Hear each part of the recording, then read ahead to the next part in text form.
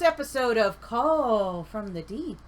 But before I let Patrick begin, please, in the doobly-doo down below, please check out our sister shows as part of the Heroes Wanted collective of shows. And also check out our Extra Life page. But without further ado, take it away, Patrick. Thank you, Stephanie. Welcome, everyone, to our new adventure.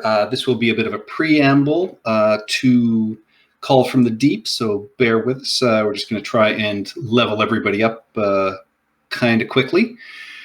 Joining me tonight, giving me another chance to TPK them, are... Hello, everyone. I get to introduce myself first. I'm Lorne, and I'm playing the wizened old war mage, eventually, Nithdoros, who is currently hiding which race he is. I am Brendan, and I'll be playing Old Silver, in another elderly, wizened old sea captain. Hi, I'm Ian. I'll be playing the opposite of an old character with Pavo, the Aarakocra. Hi everyone, I'm Tara and I shall be playing Ishka, the Water Genasi Druid. Hello everyone, Nabil here. I'll be playing a Warforged Paladin called Scrapheap. And for the time being, my programming hasn't been established yet on where my alignment is going to be. Excellent. My name is Chris, everyone, and I am playing Montauk, Lord of the Summit. He is a big man. He has gray skin. He is, in fact, a Goliath. He has a big sword, and you'll see where his destiny lies. And that's it.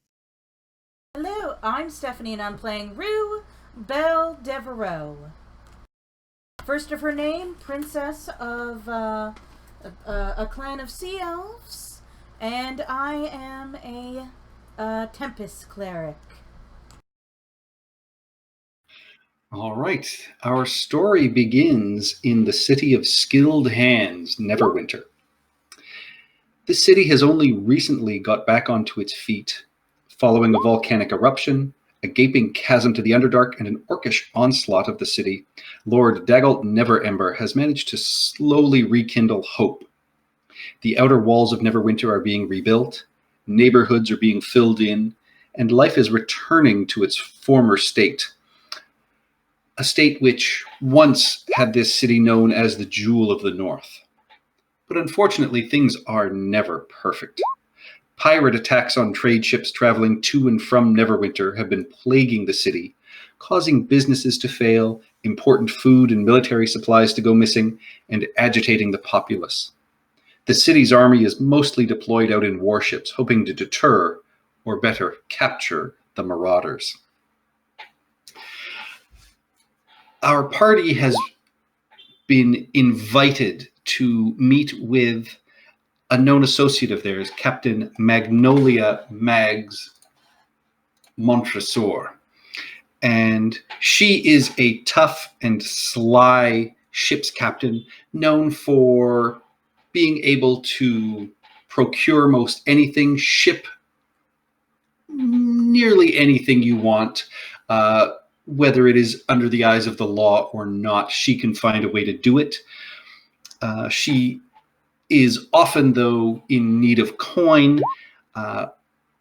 She has a stern countenance, this blonde hair that is flecked with a little bit of gray, known throughout the ports because she wears this scarlet jacket and her rapier and pistol by her side.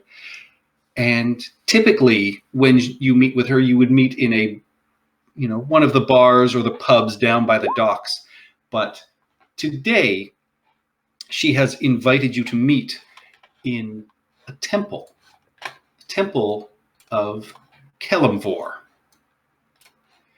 And as you enter, this is, a large, moderately restored temple here.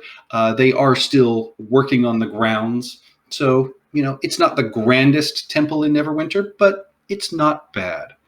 And as you come in and sit. You can see she is clearly slightly uncomfortable in this situation. And she, nods at all of you and just says, well, I'm very thankful you all came to meet with me. I'm hoping to work with all of you. I know I haven't worked with everyone here, but I have a proposition to make to all of you. I assume you all know the story of Captain Blackheart. Do we know the story? Everybody knows Yes. the story of Captain Blackheart and the island with no name. It is a favorite story told to children at bedtime and in taverns by old drunks who swear to have seen it. Many variations of the story exist, and there is no definitive tale, but most follow something close to this version. 50 years ago, the notorious pirate Captain Blackheart and the crew of the Howl of the Sea took a galleon full of golden crowns. Blackheart couldn't land in any port with so large a prize, so he sailed for the west, finding a shimmering island that wasn't on any of the charts. As the ship approached the island, they found themselves in rain so heavy it blinded, and wind strong enough to pull a sailor right off the deck.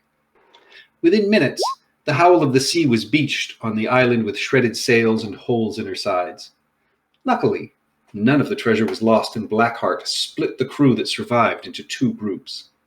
The first was left on the beach to start on repairs, and the second followed Blackheart into the island's heavy jungle to hide the treasure. Once seaworthy again, the Howl of the Sea set sail for the Pirate Isles with a small portion of the treasure, leaving the rest hidden on the island. As they left and cleared its reef, the island faded and disappeared. Some say that Blackheart and his crew spent the remainder of their days looking for the island and the lost treasure. And Mags will look at all of you and say, that's the children's version of the story. I have brought you here to introduce you to the real thing. And she pulls out a piece of a map and she says, this map I have had a piece of for quite some time, and it is not one of those cheap maps you get from that obese cartographer down by the docks. This is presumably part of the real map, but I knew a great pirate, one of the best navigators I have ever had the pleasure of knowing. She did not sail with me, though. She sailed with Blackheart. And she is ready to tell the truth. And I need a crew. And she'll look over at Old Silver and Scrap Heap and just say, I know you have skills that I will need on the ship. She looks at Nithdoris and says, you have spellcraft. And I know we have agreements already set, but I am hoping you would come sail with us. And she looks at Montauk and just says, I helped you in a time of need. I could use your strength. And I think these riches or whatever else we may find may help you in your futures, adventures.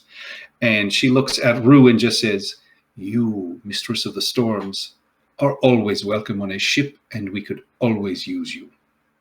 And looking at Ishka, she says, I know we have not worked together other than you've assisted on the docks, but I feel your desire to be back on a ship. And this, I can assure you, is not an under-the-table job. There is no smuggling. This is pure exploration. And it is, in fact, sponsored by this temple. So I would hope you would feel comfortable coming with us.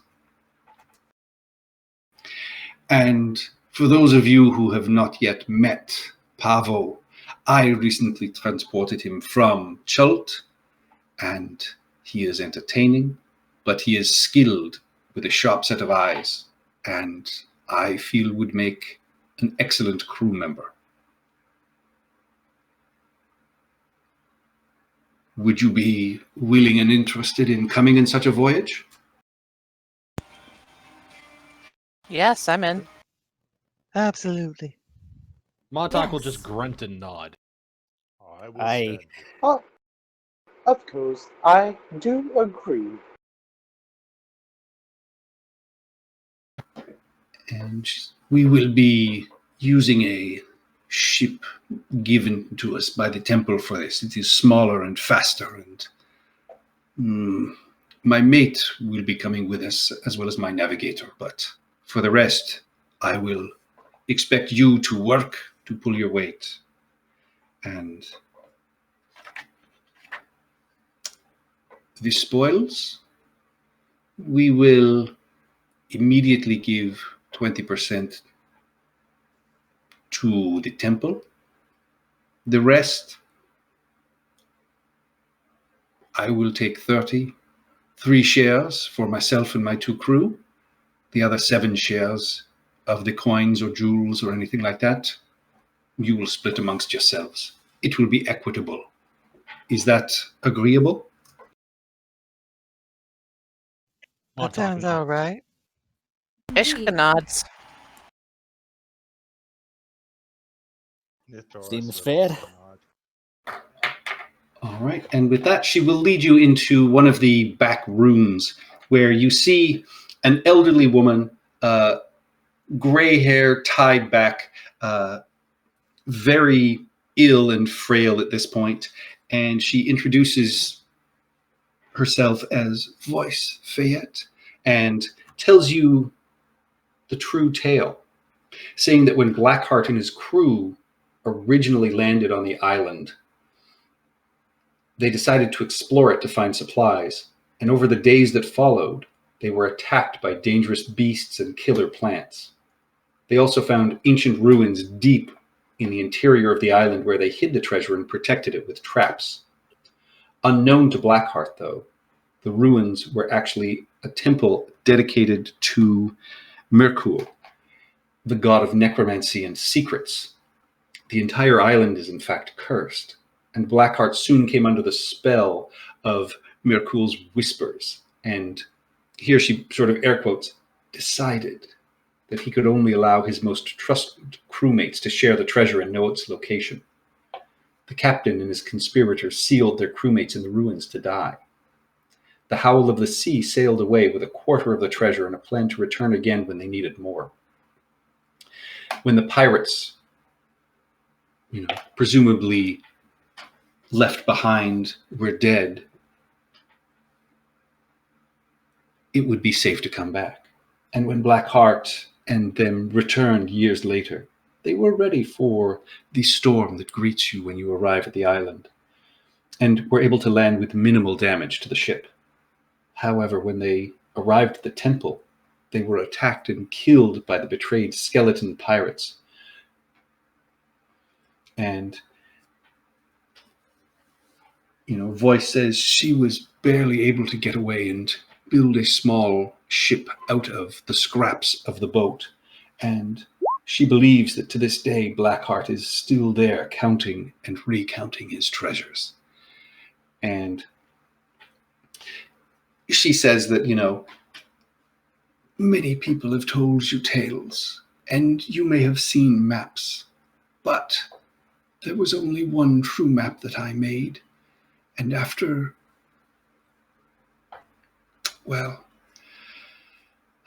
my guilt at leaving my crew mates and shipmates to become undead, I gave myself to the temple of Kelemvor and have worked for these last years to atone for my deeds and help destroy the undead.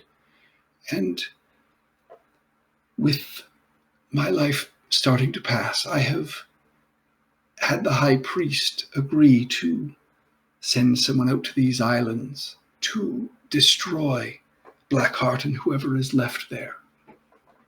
And with that, she starts sort of undoing the shrift that she is wearing and pulls it down. And you can see on her back is, in fact, sort of the second half of a map that matches up with the one that Mags has.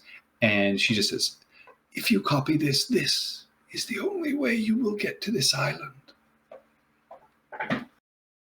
Whoa, she tattooed that on herself. Better way to keep How it did safe. she do it? I hired someone and then had them struck blind afterwards. And then she smiles and she says, no, I had a friend who was a tattoo artist, and only having half the map means he didn't know what he was doing.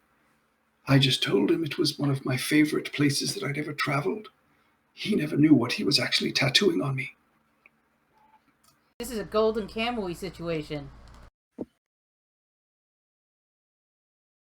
What was her name again? Very clever. Her name is Voice, Voyce, Fayette. But what if it's dangerous like this island? What kind of undead are there? Skeletons, probably zombies, but also there were plants and other creatures that you would find in that type of temperate environment. Giant lizards, things of that sort. Oh my. Have I sailed in this area before? You've sailed in and around this area, but Not like it is very far to the west, but it is, in looking at the map, you would see that it is not somewhere you have actually been officially yourself, and you've certainly never seen the island. And, Voice will say, it only appears at sunrise or sunset. Why? I don't know. Probably I something to would do with ass- the temple, I would assume. Magic, I assume. Presumably. And, with that, Mags will say, the ship we are using is the Leaping Wave, and I expect to see you at sundown at the port. We will be leaving out of Dock 7. I don't want to have a grand showy exit. I would rather slip out, if you know what I mean.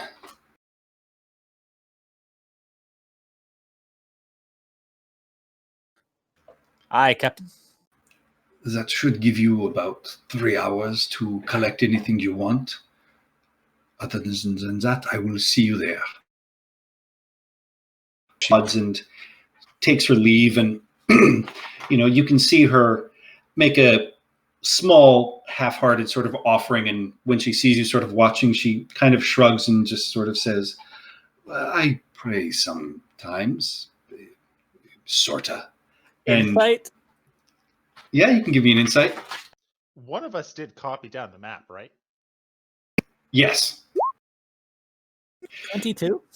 She's being honest. I mean, she's clearly uncomfortable, and in saying that she sorta prays sometimes, she's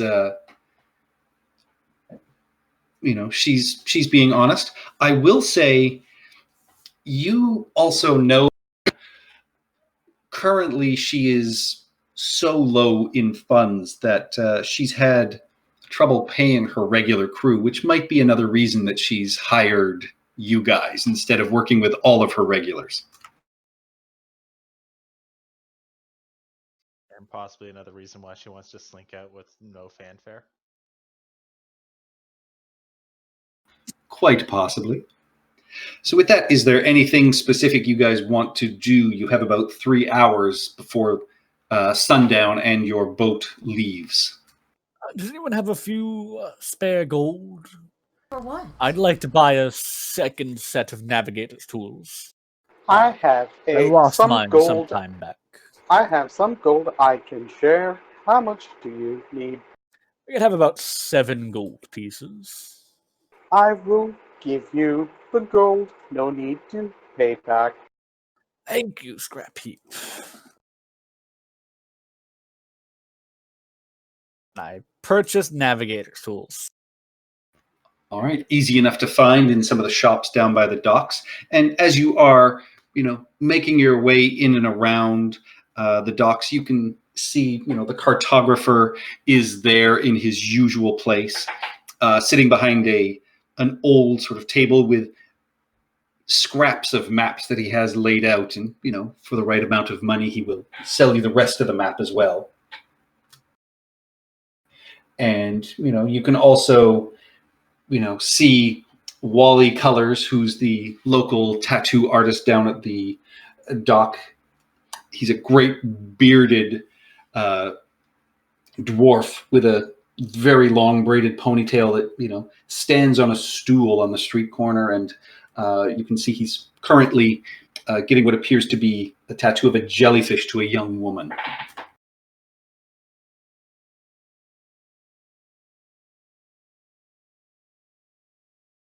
And, there's the scent of the fish market and everything else. So besides the navigator's tools, you guys good to go?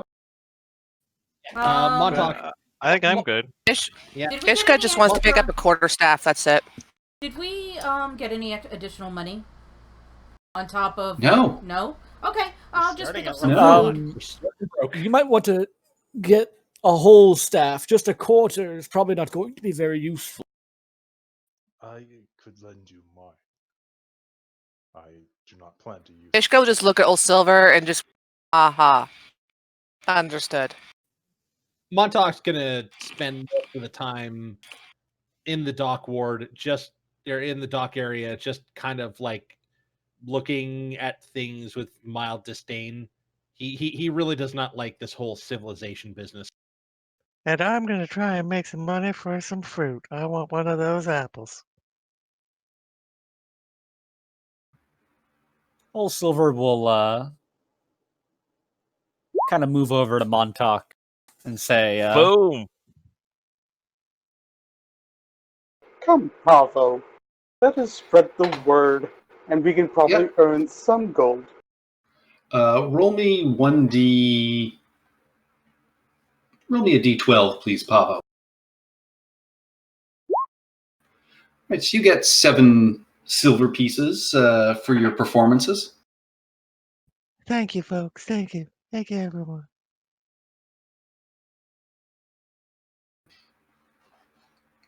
Anything else? No, that eats up my time. I'll pick up some apples to take with us. All right. And as you guys then, continue down through the dock area, the smell of fish sort of assails you. You can see as the light is fading, there's the last few people that are, unloading some of the boats and skiffs in the area. You can see the lighthouse light is starting to shine brighter and brighter. And as you head across the dockyards towards slip number 7 in your ship, a group of rough-looking sailors cuts you guys off. And Those are some rough customers. you recognize them as the crew of the Salty Serpent, a group of scum led by Captain Taggart, who are better at being thugs than sailors. In the lead is Voss, a female half-elf with an eye patch over her left eye, dark tan skin and dark curly hair. She smiles and demands, "Here's the map. Don't play the fools. Taggart knows Mags is going for the treasure, and she owes money up and down these docks. Where is it?" What map? Oh!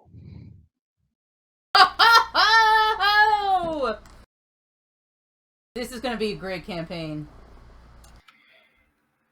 She looks at you and just says, "Why are you down here at night, then, if you're not sailing off with her?" I'm a performer, and these are my dances.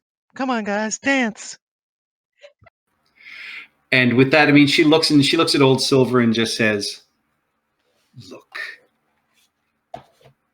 that old three-legged cat of the docks, Silver, is no performer or dancer. He's a survivor, sure, but he's just kind of sad." Adult contemporary theater. Old Silver will step over to her. If our captain owes money and is trying to go get money, then what is the issue? She can't pay back what she doesn't have. The issue is Captain Taggart believes that why not take all the money instead of some of it? So you're saying there is a map. Blackheart's treasure is actually real? No, of course not. Maybe- It's a rumor. Maybe not. I don't even know if I believe it is. Deception check? That is the truth. Oh, I guess mine would be a deception because I told him it's not. Yep. She nods and looks at you and just says, so you're willing to go on a fool's errand? Huh. Why am I not surprised about you, Silver? As Yeah, long he- as I'm he on a loves ship, I don't really care what we're going for.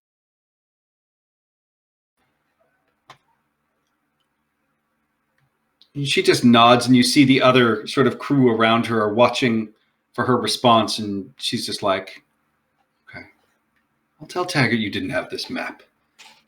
But don't think she can slink out of here all the time. She owes, and debts must be paid. You tell her that. We will. And with that, you guys make your way to your ship and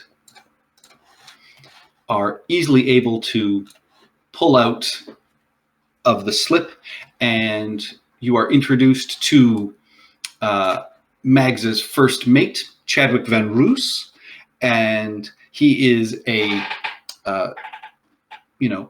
completely burnt and tanned sort of shoe male, always bandana clad, earrings lining his left ear, and also introduces you to Ara Gemflower, who is her navigator. And Arara nods and then basically smiles at one or two of you that she knows and just heads down below deck and tells the captain, you come find me when you need me. And with that, the captain lets you know that for those of you that are new on my crew, I require the offering, and the offering bowl is up at the front of the ship, and it's just a small metal container. And she just says it does not have to be expensive, it does not have to be valuable, but we do expect offerings to the beach goddess for our voyage. Thing to call the goddess. Umberly. I already paid that, right? No, every ship has to pay their own way.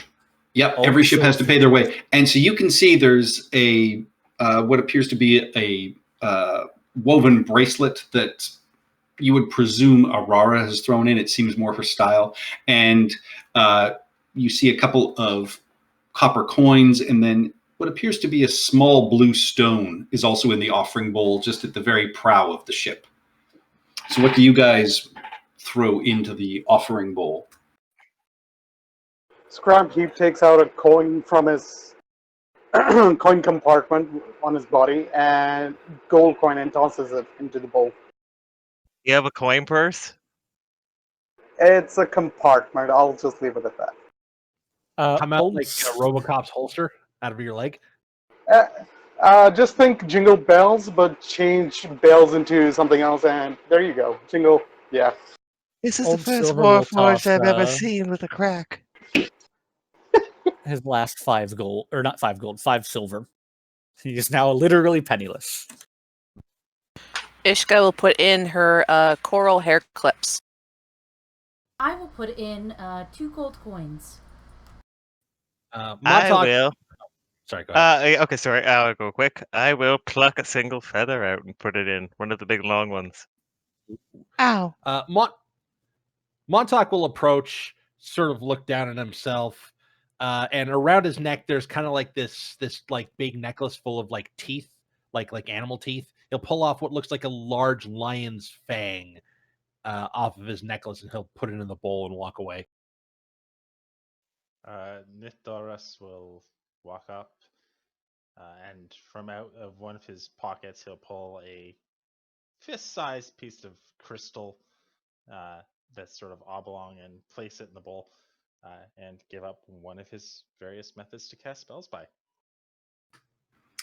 All right, and as you do that, you see fluttering up is this small parrot, very old, still, got a couple of feathers, and it drops a small nut in there as well, and it just sort of squawks out and just says, "Crackers, crackers is paid, crackers is good," and flies back and sits on Mags's shoulder.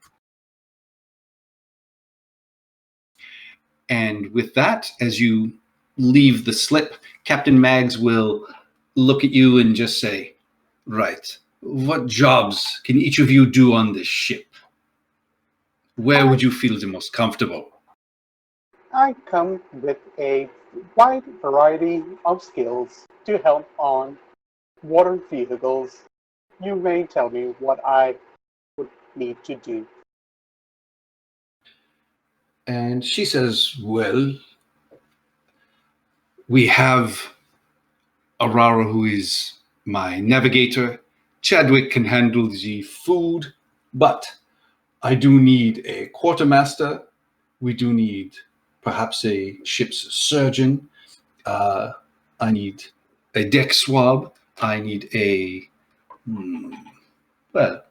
general maintenance." And she will also, look up in the air and say, "If we could use someone in the crow's nest to be our eyes, to keep watch of the weather, or anybody else who might want to say hello to us out here."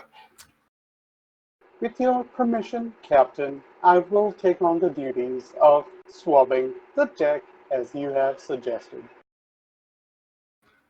I'm willing And to what's take everybody over. else doing? Old Silver's already Surgeon. halfway up the crow's nest. There you go. What's a quartermaster? What are their duties? They like keep track of stuff and make sure like they have enough supplies. Like a master Your butler. logistics. The quartermaster helps plot the course, and also has keeps an eye on the weather and the sea conditions. Oh, I should do that. And they'll also need a bosun who provides technical advice and keeps everything repaired and operating smoothly. And Wait, why isn't the and captain then helping with that? Old Silver, that sounds like something you'd be good at. I will volunteer to be bosun. Because I like to see the sea as much as I can. Montauk will approach the captain and just sort of look uncertain and say, "You need things carried, lifted, moved?" "Oh, we certainly will." And she, lets you know that she typically, and you have met her typical sort of half orc crew that she works with, and just says you will be a more than capable replacement for, I believe her name is Gronk, and I would be pleased to have you help hoist the sails and keep everything working that way as well. Is there any one of you who has any medical skills? It could be the ship surgeon. I have training in medicine. I can assist, but I cannot direct. I have a medicine training.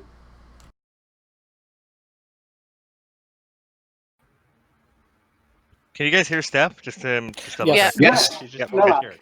we heard her. I've Yeah, raised she my has hand training. once or twice. Surgeon, I'm surgeon. I have I have studied basic combat, first aid in combat, and I can stitch up anyone.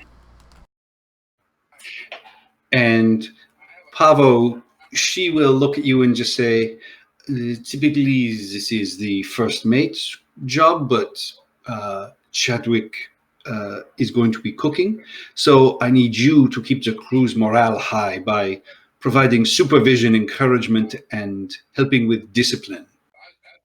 I think I could do that. I'm a known disciplinarian.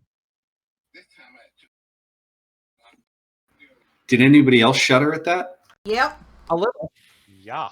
I couldn't I hear it do from the not- crow's nest. I do not have goosebumps. I do not have goosebumps to show.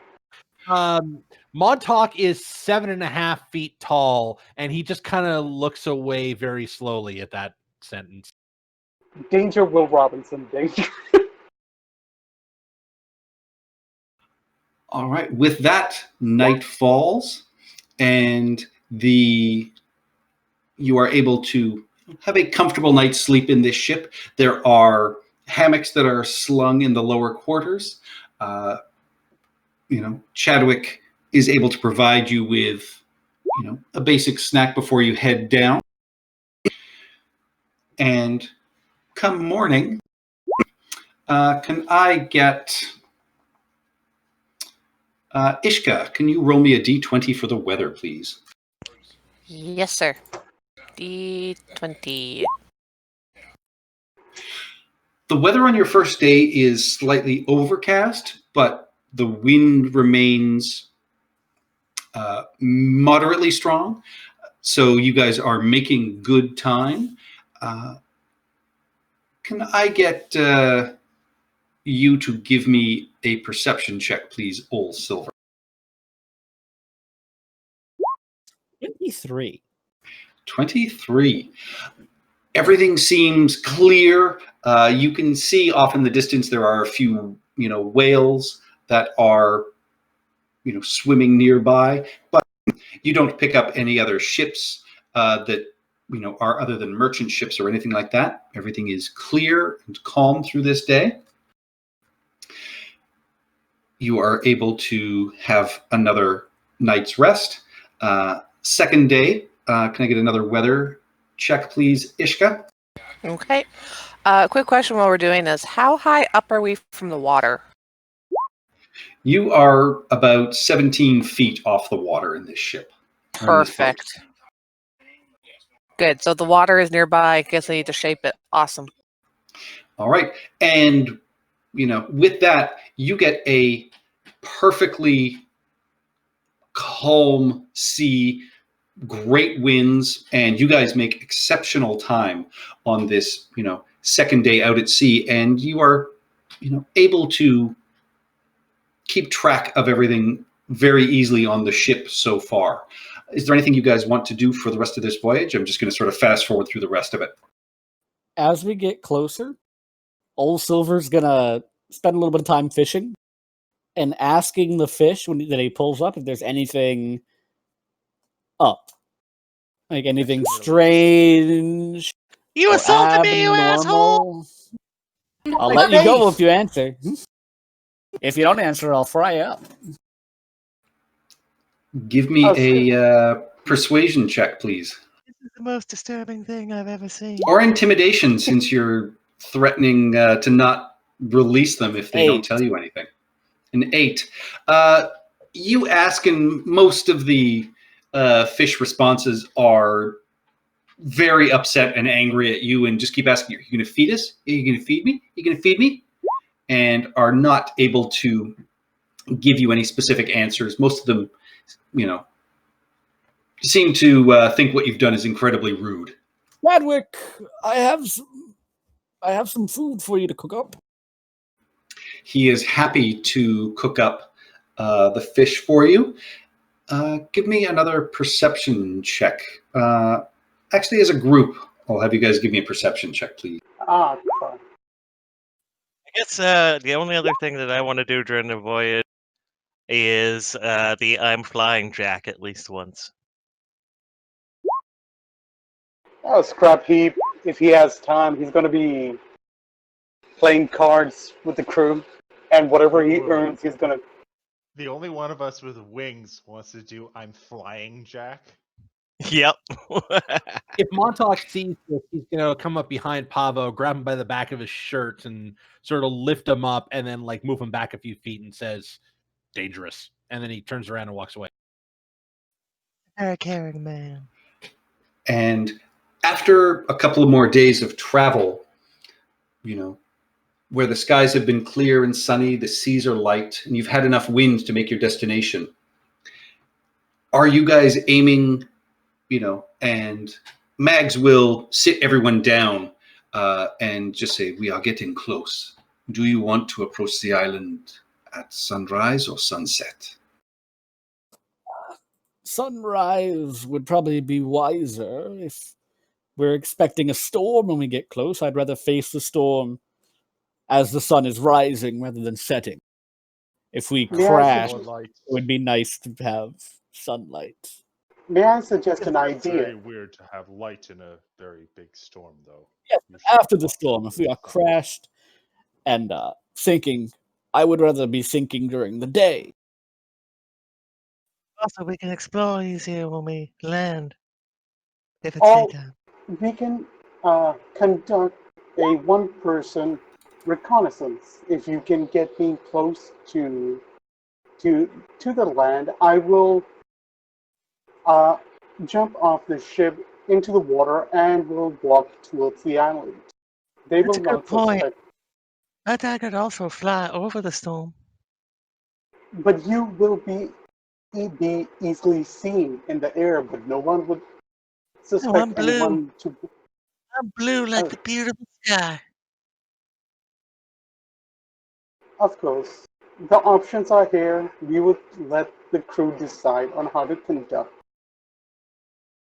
the next step. Montauk just grunts, "Sunrise." I have my my magical sword. Glows at night. I do too. I don't particularly see well at night. Neither do I. Maybe Neither So do I. Well, it sounds like we should perhaps press on through the night and attempt to arrive first thing in the morning. And she will have Aurora and Chadwick chart a course and set them up so they will help run the ship through the evening.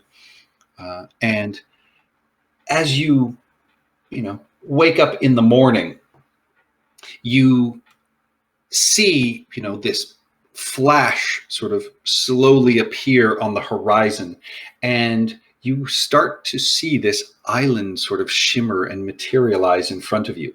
And as you close in on it, a large dark wall of clouds rises from the sea with lightning flashing from inside, and a wall of wind and rain smashes into all of you like a giant fist.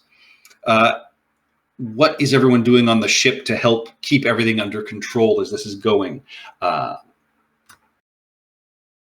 Battening down the hatches. All right, give me an athletics check, please. Full disclosure, I don't know what I said. It's something I just remember. You start, if you're battening down the hatches, you're putting canvas over the cargo hatches onto the deck to prevent the lower decks from flooding, that kind of a thing. Okay, that's my roll. All right, roll me a d6, please. Oh my god, I'm flying off the ship. You're the only person who would be okay flying off the ship. Okay. I can fly. We have a second one who can fly. So the yeah. seal. This yeah, weather. as you are doing this, A coral reef blocks the path of the ship. Can I get the person who is going to assist with navigations to give me a nature check, please, to try and find an alternate route? So, Ishka, nature check, please. Just to take a mouthful of food. Okay, nature check. Nature, Oh, nature, did nature, Scrappy nature, take it nature. on There we point? go. All right, you are able to yell out and guide through these coral reefs. There are some scrapes and some horrendous sort of tearing sounds, but no major slashing damage to the ship. And the speed doesn't slow down too terribly much. What does somebody else want to do? Since this is a storm, I would like to pray to my god, who is the god or goddess of storms, to temporarily calm the sea. All right, give me a religion check, please.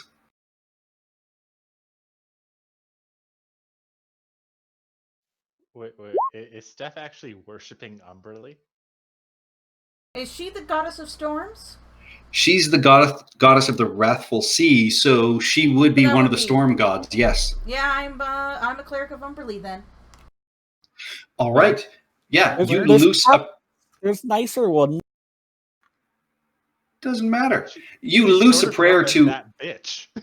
Yeah, you loose a prayer to Umberly, trying to assuage her and let her know your good intentions. And you see a small crack in the clouds and the storm appears. The ship is able to make its way through fairly safely.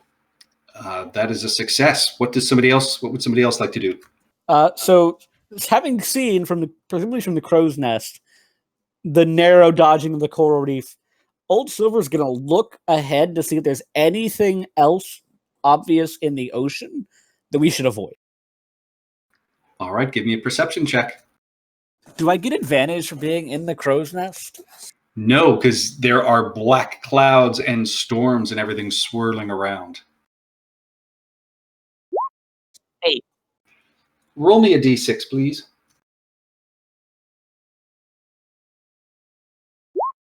2. Roll again. That's the same thing you guys had before. Or coral reefs. 1. Your ship is hit hard by currents in all directions as the sea suddenly swells around you.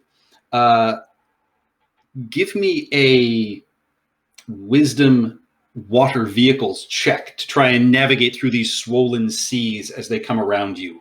Old Silver.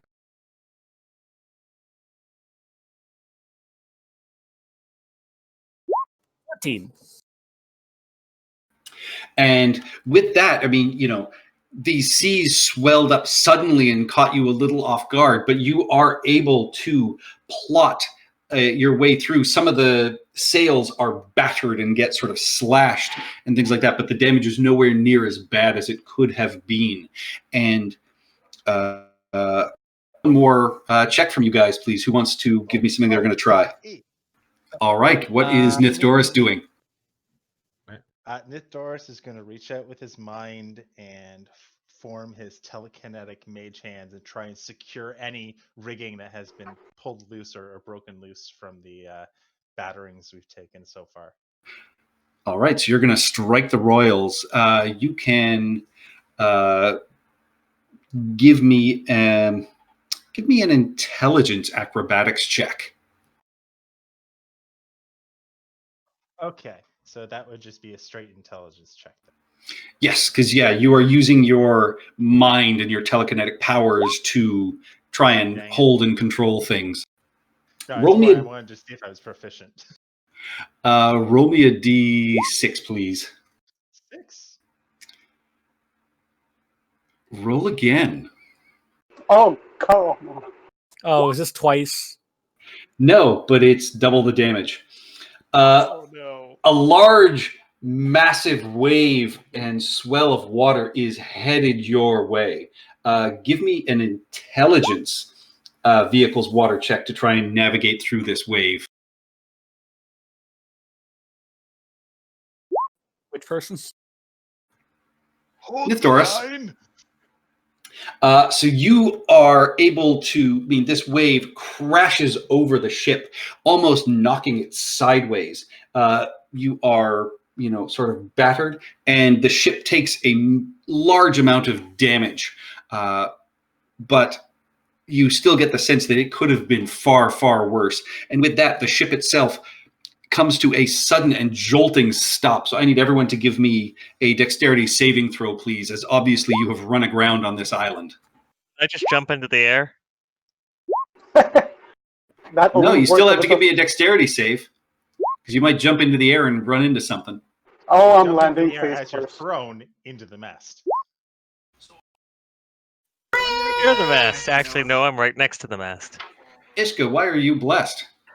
Because I put on the global save modifier field and I forgot to turn off bless. So not bad. 7. That is fine. So, yeah, Montauk, Scrap Heap, and Ishka, you are all thrown, and you take 3 bludgeoning damage, and you hear a couple of sort of cracks and breaks. Pavo, you're able to take flight and avoid anything. Old Silver, your sea legs hold on, and you're fine. Nithdoris, you're able to grab on with your mind and hold yourself firm. And Rue, you are, as the ship stops, you slide about a foot, and that's it. And, it barely impacted you. Things flew past you. You were able to duck and dodge out of the way. And with that, you are beached. And the swollen seas and hurricane-like weather disappears as fast as it arrived. Think It we're there. is a sunny day without a cloud in the sky. Your ship is beached on a long sandy stretch and is quite damaged. Around 200 feet from the water, thick jungle rises up. The beach itself is covered in seaweed, driftwood, and other materials that have washed up from the storm. Sand is broken up by clusters of jagged, rocky outcroppings. And as you start clambering down, you hear Mags start yelling for head count, anybody who's hurt, who's injured. Anyone injured? I can assist. And as Montauk just you, sort of raised his hands on the beach, just like, I'm fine. And then Scrap Heap tries to raise his hand, but he's stuck in the sand upside down. So Ishka will just admit that, yeah, she got hurt, but she's fine. It was only 3 hit points. Aurora Sort of does fine, not, but, yeah, has does the not- armor. yeah, Aurora does not answer, and you hear Mags go down into the ship, and you hear a sort of cry of alarm, and she says that, Aurora is unconscious, and calls for you to look at her. Can you give me a medicine check, please, Rue? All right, this is what I'm here for. Everything Rue does is just gravy. You are Yeah. able to bind her wounds, bring her back, and her eyes sort of flutter open, and for the first time she actually kind of smiles and pays attention to you, and thanks you. And with that, Mags will also yell out to Silver to please scout the beach, find water or anything else we can use while we are here. Aye, Captain. So Did someone you can take give the me a prosthetic leg? I was just asking Brendan if he took the prosthetic leg. No. So you guys can give me a survival check to try and track down some fresh water. Can I lift him up Everyone- and give him One advantage? or group? Well, Old Silver, sort of looks around and doesn't see anything. So if anybody else wants to, Montauk, you looking on the far side of the beach do find a small stream with fresh drinkable water that is flowing into the lagoon where the ship is beached. turn off the blesses because I turned on all my modifiers as well. Yeah, and as you are on your way over, you also see a worn path that follows the stream into the interior of the island. Perhaps we should have asked Voice if there was any like directions on the island she could have given us. We have a map. We have We have a map. We have a map to the spot. I thought we had a map to the island. You had a map to the island and a few scribbled notes about the path through. Her memory was nowhere near as clear as it was with that. And can I get a group perception check, please? Sorry, Chris, go ahead. Yeah, Montauk returns to the ship, grabs an empty barrel, and then heads back to the stream to fill it with water. Like a large barrel, like a fish barrel. All right. Well, I mean, we'd have rain barrels on the ship. Ishka will guidance herself.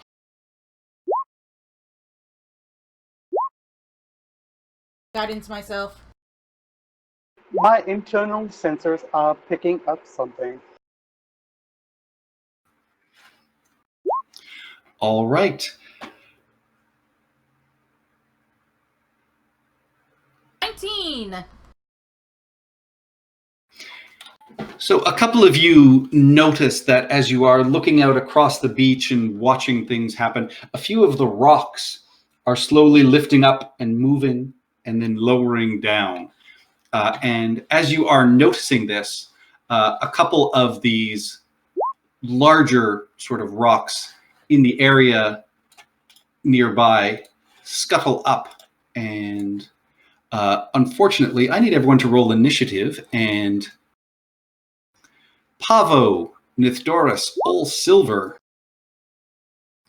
and Montauk are all surprised by these large or giant crabs that have come scuttling up out of the water and in the sand. That's a surprising crab. Well, two of Oh, us we got the don't- exact same, and we're both surprised. Who isn't surprised? Is it just Stephanie and Stephanie, Ishka, Scrap Heap? and Scrap Heap. Looks like we found dinner. Oh, Montauk sees her rocks moving. Rocks move on islands, yes. I do not know how you could eat that Are you crab. kidding me? A 3? All right, so All Silver, on your turn, you are surprised. You do nothing. Ishka, however, you see a couple of large crabs that have started to scuttle towards you and your shipmates. What would you like to do? Okay, so just the two, right? That you can see so far. Okay, fairy fire on the crab closest to me, and then bonus action shillelagh on my staff. All right. That is a natural 1. That is a complete failure. That is a 3 total for that save. So, what color is this crab glowing? Blue, purple, one of the two. I'm blue. My color on roll 20 here is purple, so pick one. I'll put them both. So, All in right. this bluish purple glow, this crab is now glowing. Any movement, any bonus action, Ishka? I'm perfectly okay where I am because I am not in any direct threat right now. Nithdoris, you are surprised and do nothing. I don't Montauk. have a token. I don't have a token. Oh, ICU is right there, Nithdoris. I do Yeah, not right see here. She's myself. Rue. She's Rue. I'm Nithdoris. That's I Nithdoris is yeah. I don't see Rue at all. sorry, Rue. So, okay, so what did you roll for? There we go. I rolled a 6, so we're still good.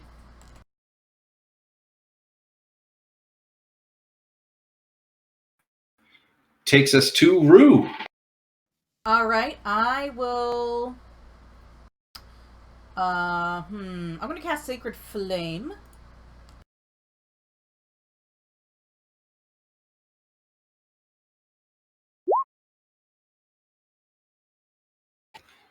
All right. And it can keep failing deck saves. Yeah, so this radiant blast comes down from the sky and strikes this crab, sort of bathing in this white, bluish, purplish light. And it squawks and stops for a second. Any movement, any bonus action? No, but I'm going to turn to my compatriots and say, well, looks like we just found dinner. All right, that takes us to Pavo, who is surprised. And now these giant sort of lobstrosities with their pincers raised.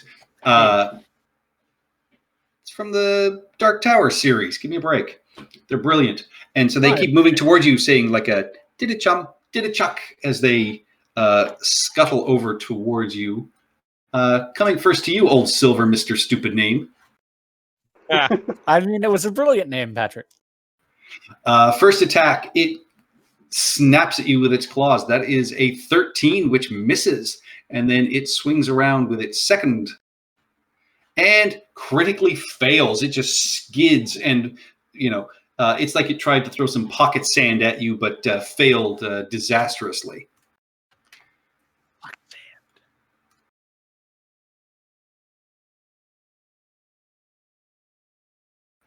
That one scuttles up to you, Montauk, but can't do anything. Takes us to Scrap Heap. Okay, Scrap Heap is going to head on to this one. Closest. And pulling out his warp. Not his warp pit. How big is this creature? It's medium, right? No, medium is your size. This is large. This is a huge crab. No, huge would be 3x3. Yeah, no, the name is But Huge Crab, but it's actually a know. large monstrosity. Okay, it's larger than me, so I'll have to keep that in mind. So I'm just going to pull out my Boom Touch sword and go for a splash. And you have advantage because it is glowing. Advantage. Oh, crap. Is that Your good? sword skids off of its carapace, doing no damage. All right, so I am just going to end my turn on the other side, and that's it for me. All right. Old Silver. Old Silver is. I have. I feel lucky. I shouldn't, but I do. Old Silver is going to move 5 feet back. All right. And I'm going to stop there because I'm assuming that this clog has to grapple. Moving 5 feet back. All right, so you've moved 5 feet back. Oh, there's no attack opportunity for that? Okay. I no longer have an enemy within 5 feet of me. That is correct. So I will shoot at him with my longbow with advantage because he's glowing. And roll a 12. And it ricochets off of this natural armor. Any more movement? Any bonus actions? No, that'll be it. All right. Ishka. All right, I see Montauk by himself, so I'm going to come over, grab my quarterstaff in both hands, and just crack it over the back of the crab. Aw, swing and a miss. No damage. Any more movement? Nope. I'm going to stay here. All right, Nithdoris. All right. Well, I am going to just quickly do some.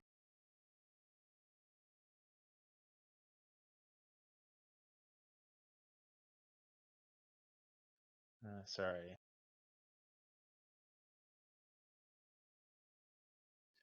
All right, I'm going to help out Montauk as well. So I will move 20 feet to here. Hopefully this works.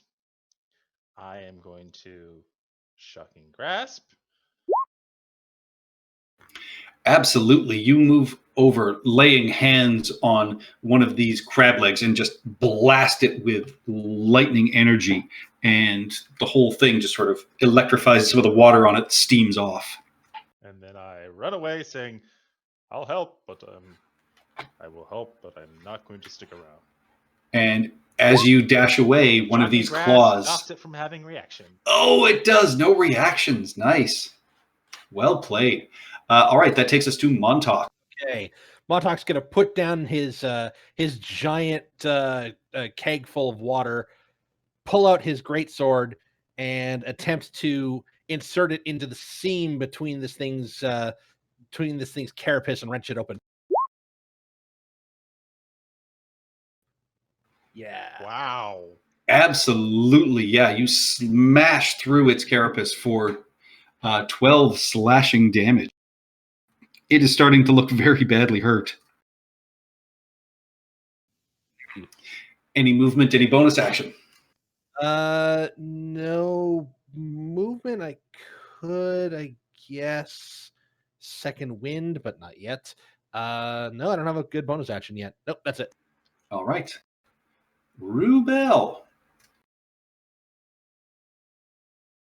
I'm going to come up from behind and then attack it with my scimitar.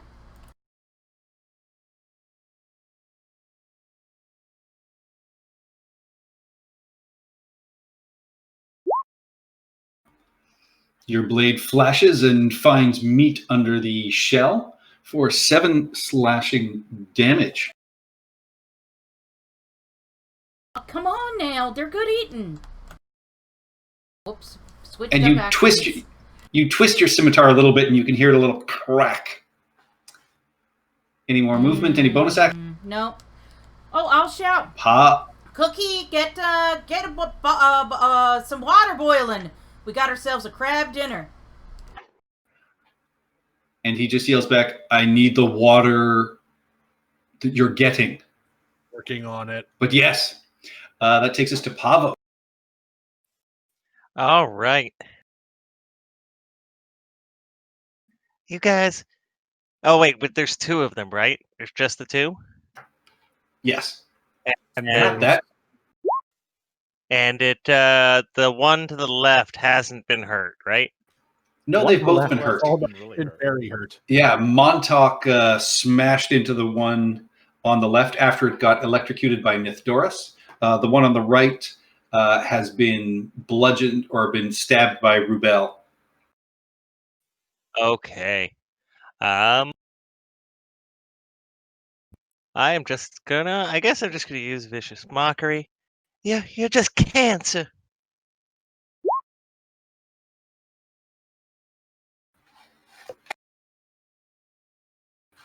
That is a failure. It takes 2 psychic damage. Which one were you attacking? The one closest to me.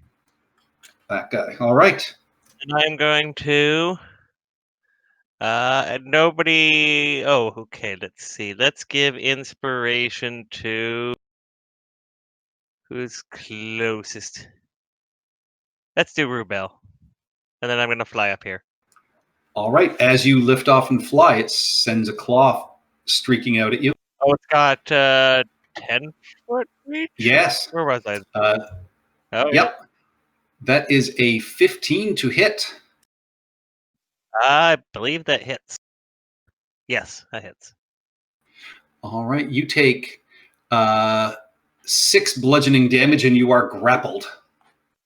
Ah, squawk! All right. That takes us to the Lobstrosities. So it is going to do 1 claw at Montauk and 1 at Ishka. So first one at Montauk. That is an 18 to hit for 6 bludgeoning damage, and you are grappled. And that is a 11 to hit, which does not hit Ishka. And 1 strike at Rubel. That is 19 to hit for 6 bludgeoning, and you are grappled. And closes its pincer on Pavo. You take another 6 bludgeoning damage. I am down. That takes us to Scrap Heap. So what's your next character going to be, Ian? Oh, I was thinking a sentient sea lion of some kind. Okay, cool. All right, rinse, repeat, going with, again, striking. Is it still with advantage? Yes, it is still glowing. Give me. Oh, yes. Yes. Worth it. Nice. Oh, Yeah. nice.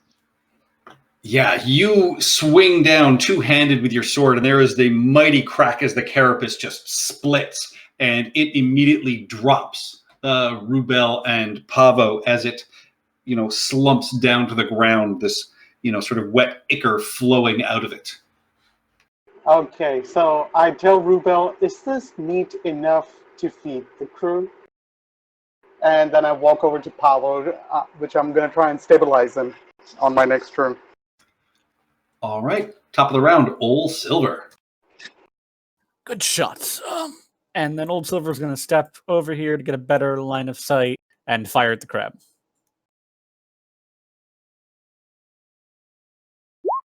$13. Does not hit, just bounces off the carapace. Any more movement? Nah. All right, that takes us to Ishka. All right, second verse, same as the first. 15 hit? It does. Yes. 5 bludgeoning damage. This crab is barely hanging on. Any movement, any bonus action? Nope, I'm good. All right, Nithdoris. All right. You know what? We're going to just repeat the last thing. So move in 10 feet. We will then show.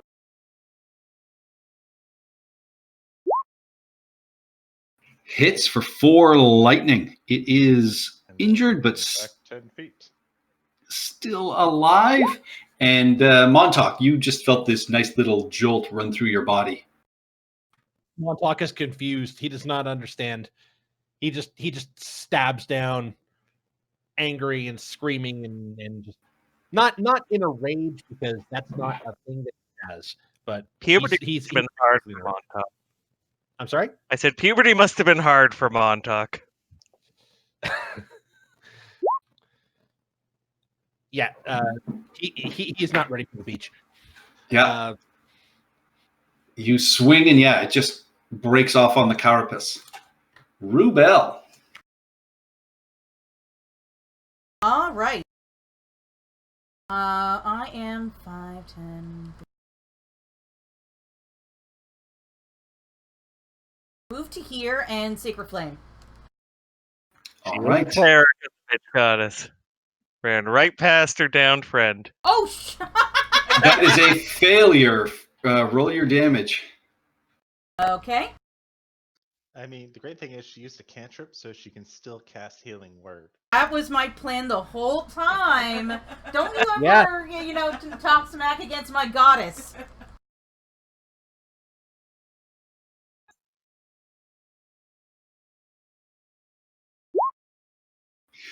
Three.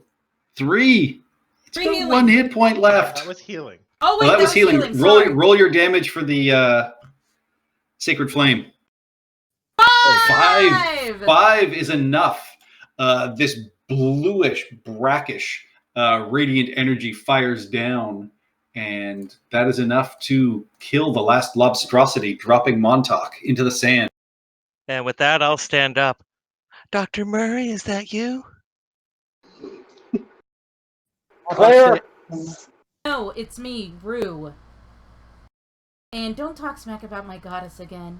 I did. I was unconscious. Your husband was talking smack about your goddess. I can just tell. Yeah, Montauk stands up and just sort of points at that was Brendan who made that joke, and just says puberty was fine for Montauk. Goliath Was High not School. Brendan. Times. I have no idea who said that then. Was he in? I was busy fighting crab. All right, with that, Chadwick will start cracking open the lobster shells, gets a good boil going. You guys are able to take a short rest while he does so. I would like to use my second wind ability before the short rest. Sure. I heal Wait, 0 hit Silver, points. did you take... No. But I better gotta use it or you're gonna lose it. And I would like to use my arcane recovery before we take a short rest. Of course. I can't remember. Do I get my spell slots back? Let me check. Only warlocks. Or a certain type of druid. Yeah, that's Oh, my level 2. Leon. Druid gets My- their version of arcane recovery if you're Circle of the Land at level That's 2. what I'm thinking of at level 2. Okay, so not yet then. Now, if anybody would like to give me a survival check to see if you can get a solid piece of this carapace that perhaps Ishka would like as a breastplate. Oh yeah, Ishka's gonna go for that. Ishka's gonna do the survival check. All right, give me a survival check. I would like to help All right, because I do have 4 survival. I'm proficient. roll again, Ishka. Okay. Can she keep the 4? Yeah, she can. I rolled a 4 again anyways. Wow. With an 18, yes, you have managed to carve away a piece that you definitely think when you get back to Neverwinter, somebody would be able to fashion into a proper breastplate for you. Ooh. Excellent. Need to make a note of that. That was the roll you needed. That was very good.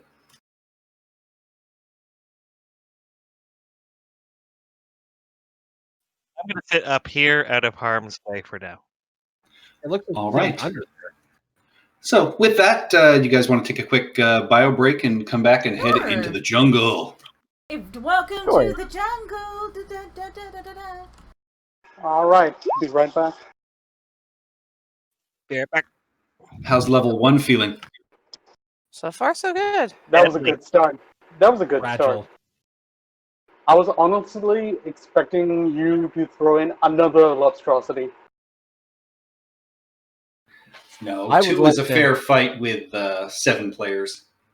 I would 3 like is to a little much. it'll land a hit at some point. At some point. Surprised that my tactic worked. Worked really nicely. Yeah, I'm definitely going land road at second level. Can't wait. So excited. Oh, and I am doing the druid variants, Patrick, just so you know. All right. Because I compared the spells and yeah, Circle of the Stars has some cool features, but I pretty much get all of those spells if I do the druid variants. And I like the environmental control spells for Druid of the Land, so I'm gonna go Coastal Land.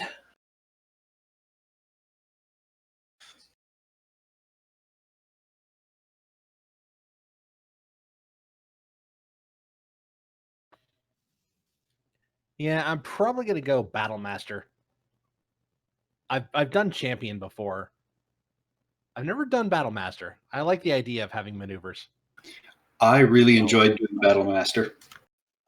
They are really powerful, especially if you mix it up with someone who takes Tavern Brawler and uses a lot of improvised weapons. Ian did that once, picked up Oh, a that'd be cool. barrel and chucked it at a zombie or a skeleton. I forget what it was when I was running a game, and managed to trip it and knock it prone. It was great. I'm thinking about it. Okay, fighters do get quite a number of ability score increases, which means that if they want, they can get a fair number of feats. They get the So most, actually. Yes, I've been thinking about what I might want because I've got like an odd numbered strength. So I'm trying to think if there's anything that I might be able to just add a +1 strength and get something else with. Tavern Brawler is one option. And I haven't really found much else I want. Heavily armored, maybe, or heavy armor master, maybe, but I'm not currently wearing heavy armor. So I'm not sure.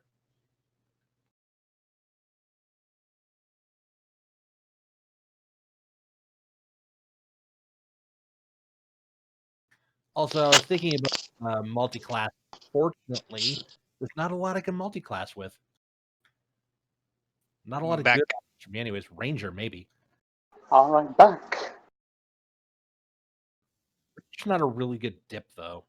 Like, you have to go at least 3 in before you can really get anything out of it. I wouldn't sell yourself short. You're a great dip. Is that a height joke? Montauk does not take insults well. I think it was a Chris joke. I'm back. Taller than you. Everyone's All taller right. than Ian. Yes. Yeah, As it's not you- hard. That's like saying As you water. guys follow the path into the jungle, what is your marching order going to be? Who's going to It's be? not back, and we're not streaming. All right. Scrap Heap would volunteer to take the front unless Montauk wants to. What is Have Scrap one Heap? big boy in the front, one big boy in the back.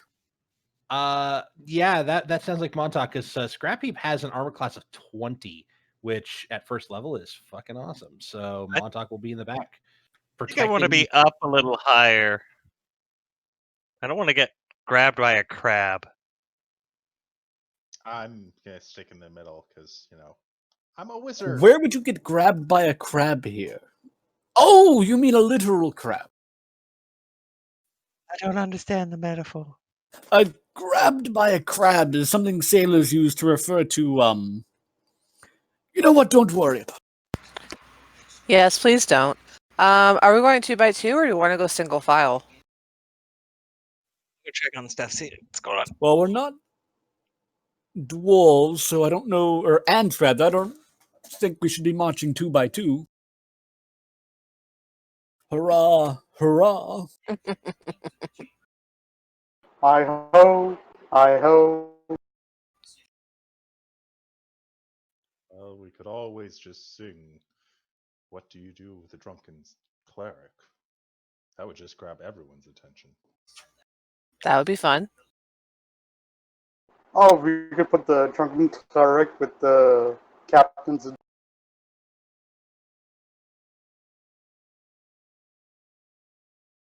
Actually, I don't think that's a line in it. Actually, it Yeah, is. that is. What- Put him in the bed of the captain's daughter. Yeah. No, they actually got Sam Riegel to record a version of it, and it has lyrics.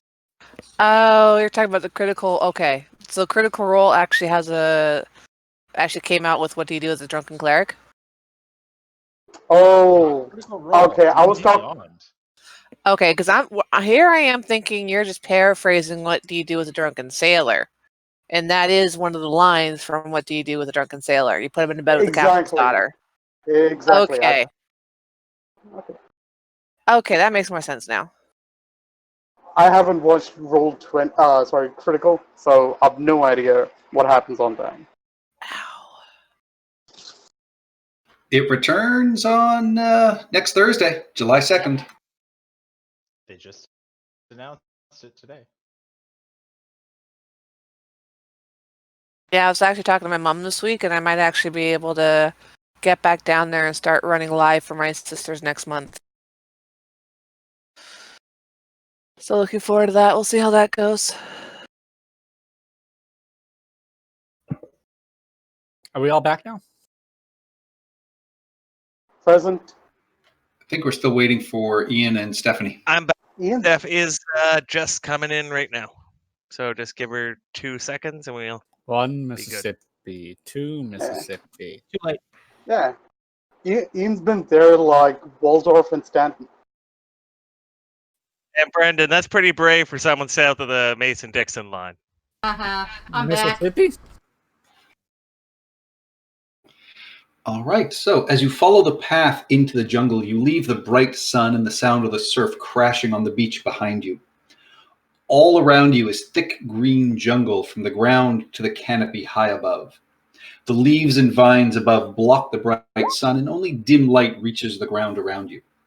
But the jungle is full of life, oppressively hot and the various sounds of birds and other animals is just constant. Yeah, you're able to fly up. It's, only to about a maximum of 10 to 15 feet, depending on the canopy as you move through. So Scrap Heap, please give me a survival check as you lead your group through this jungle. You follow this sort of meandering path, ably able to avoid a small patch of quicksand that, other explorers may well have missed. And with that, you guys are able to make fairly good time. But as you follow this path deeper and deeper into the jungle, the thick green starts to turn black and withered. The branches are full of dead leaves, and thick black vines above still block the sun. But the dim light that was green is now gray. Once full of the sounds of life, the jungle is now quiet, and the air is hot and still. What happened here? I suggest we return back. I do not wish to find out because it would seem my armor would be spoiled if we continue. It's the same color as your skin. Montauk keeps his hand on his sword hilt. I Of would course. like to do perception. Whole island. Nithdoris draws his sword. Yeah, with your perception check, Stephanie, and also, give me a religion check as well, because, you see this death and decay and withering all around you.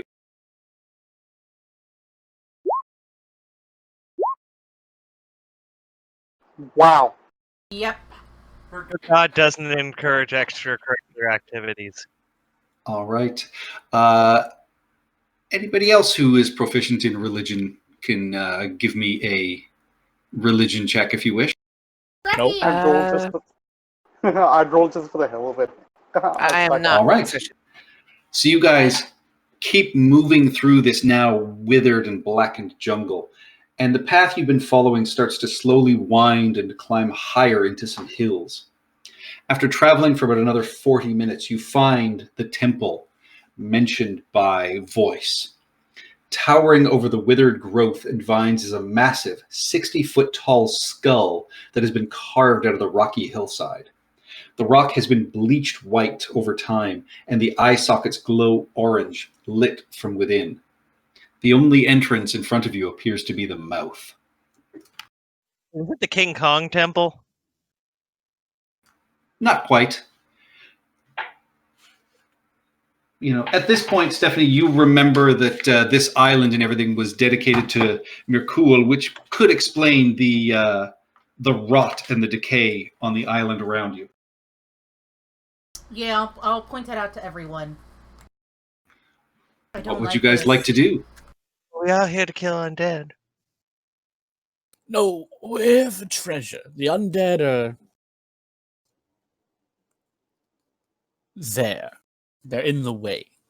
Montauk will look up at this temple and go, "No temple is good that is shaped like a giant skull." Quite Scrap a- Heap would. Sorry.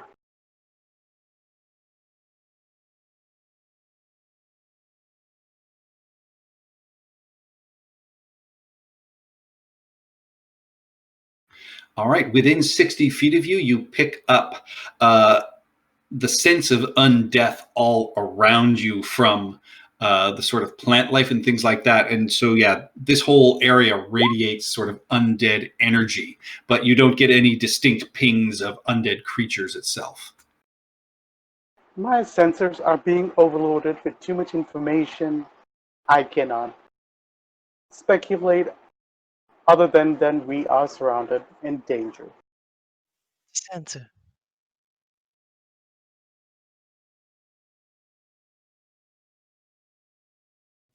I suggest if we move forward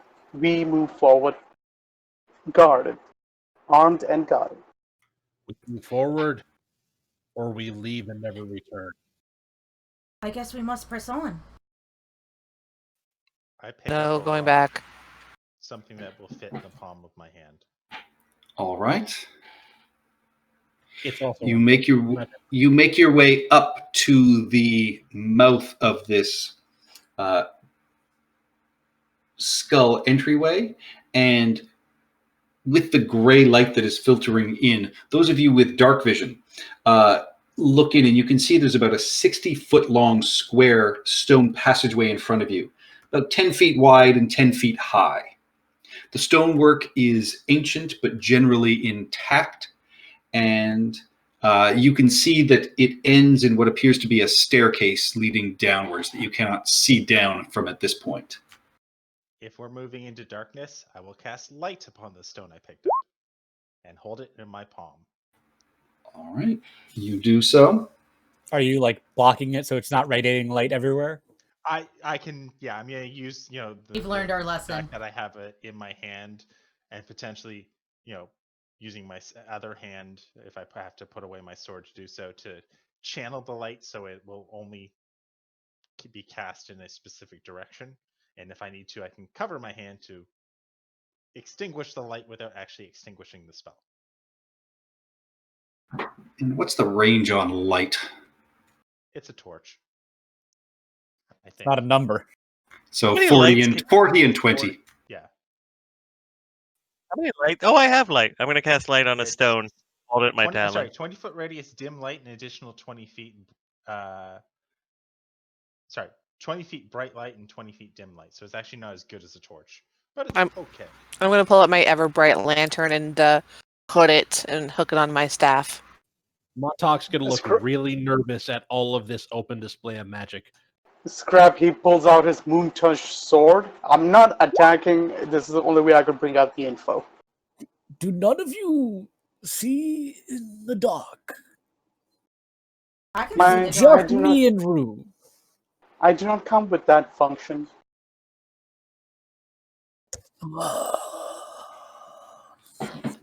Don't be judgmental, Silver. Is that literally it though? Is it just the two elves? I think so, yeah. Elves What race is forever! Ichka? I Oh, plan water on taking genasi. the dark vision spell later. Yeah, water genasi, which is so stupid. I don't have dark vision, but what All right, with that, you guys have lit up. You can see down this hallway now.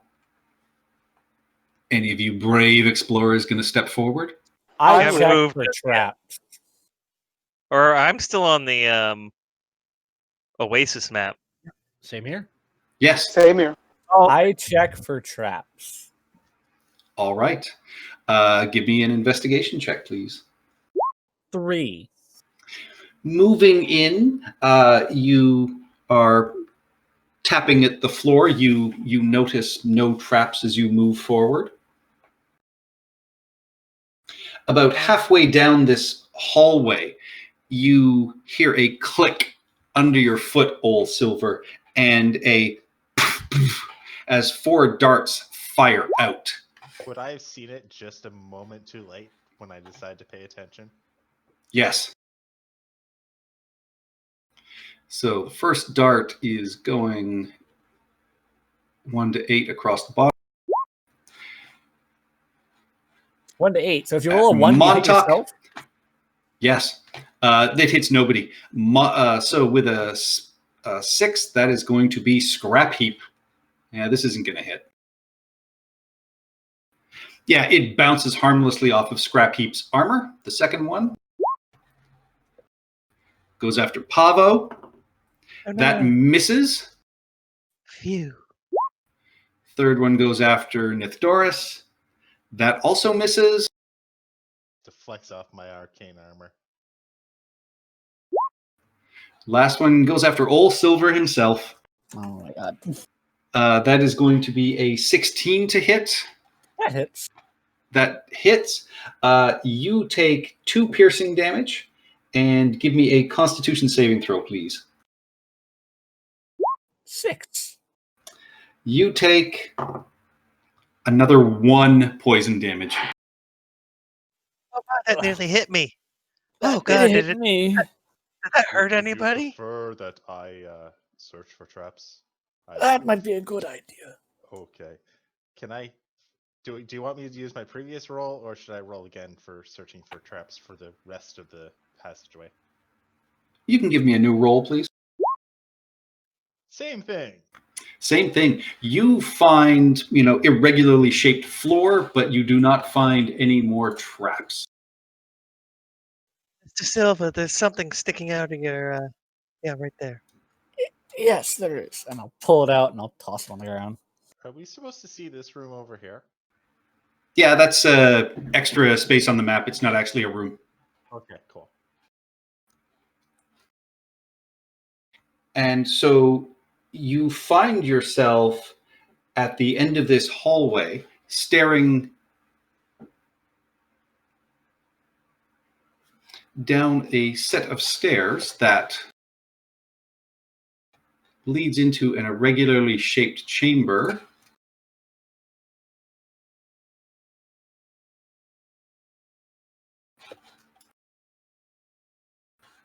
Hang on, I'm just going to move you guys to the stairs. For a very brief moment, we saw the stairs. Now we're just Yep. going to move to the other side of it.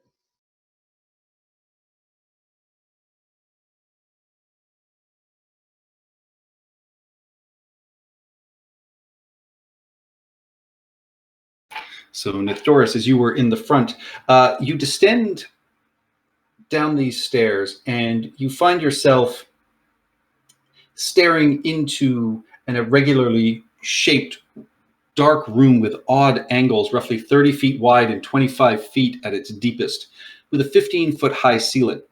Across the room, you see a short staircase ascending to a raised antechamber, and you notice, as you are casting your light spell across this room, that in the center of the floor is the shape of a shadow that takes the form of a skull.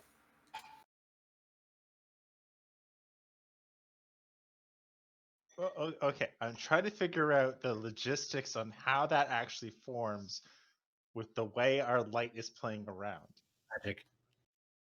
Magic. Can I determine how this is being done? Give me an Arcana check, please. You cannot figure out what kind of unnatural magic would cause this. Patrick, just a quick question, sorry. The last point when we were outside, when I conducted my divine sense, are we still within that vicinity of 60 feet when we moved into this area? No, because you have now gone 60 feet down a hallway, so you are beyond the point where your divine sense hit before. Excellent. So I'm And conducting one technically more we're- divine sense. Don't forget, your divine sense is blocked by full cover. Oh. Yeah, so if they're not like we can see them around corners. Can you see them around corners?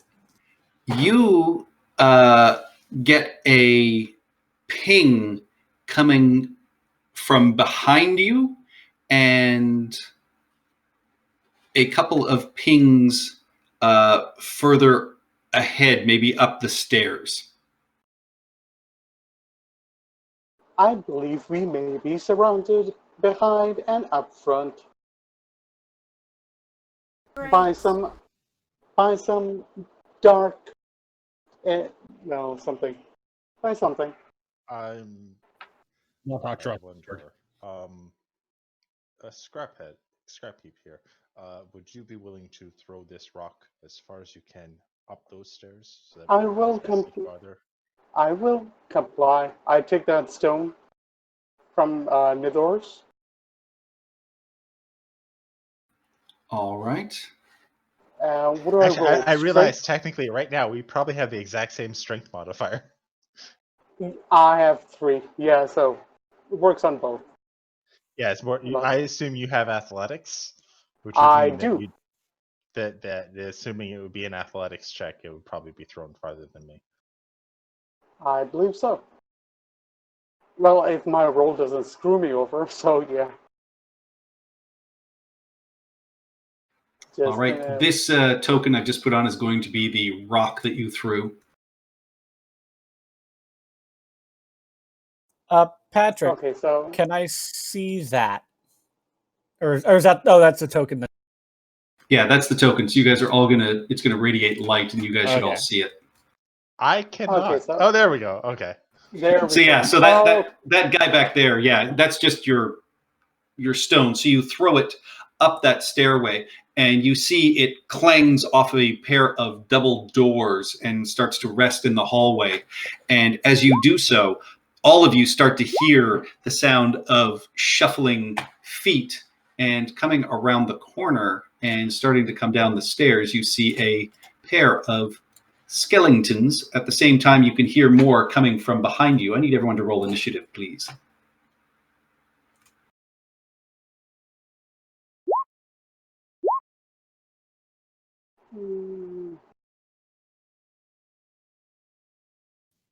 Spooky and scary.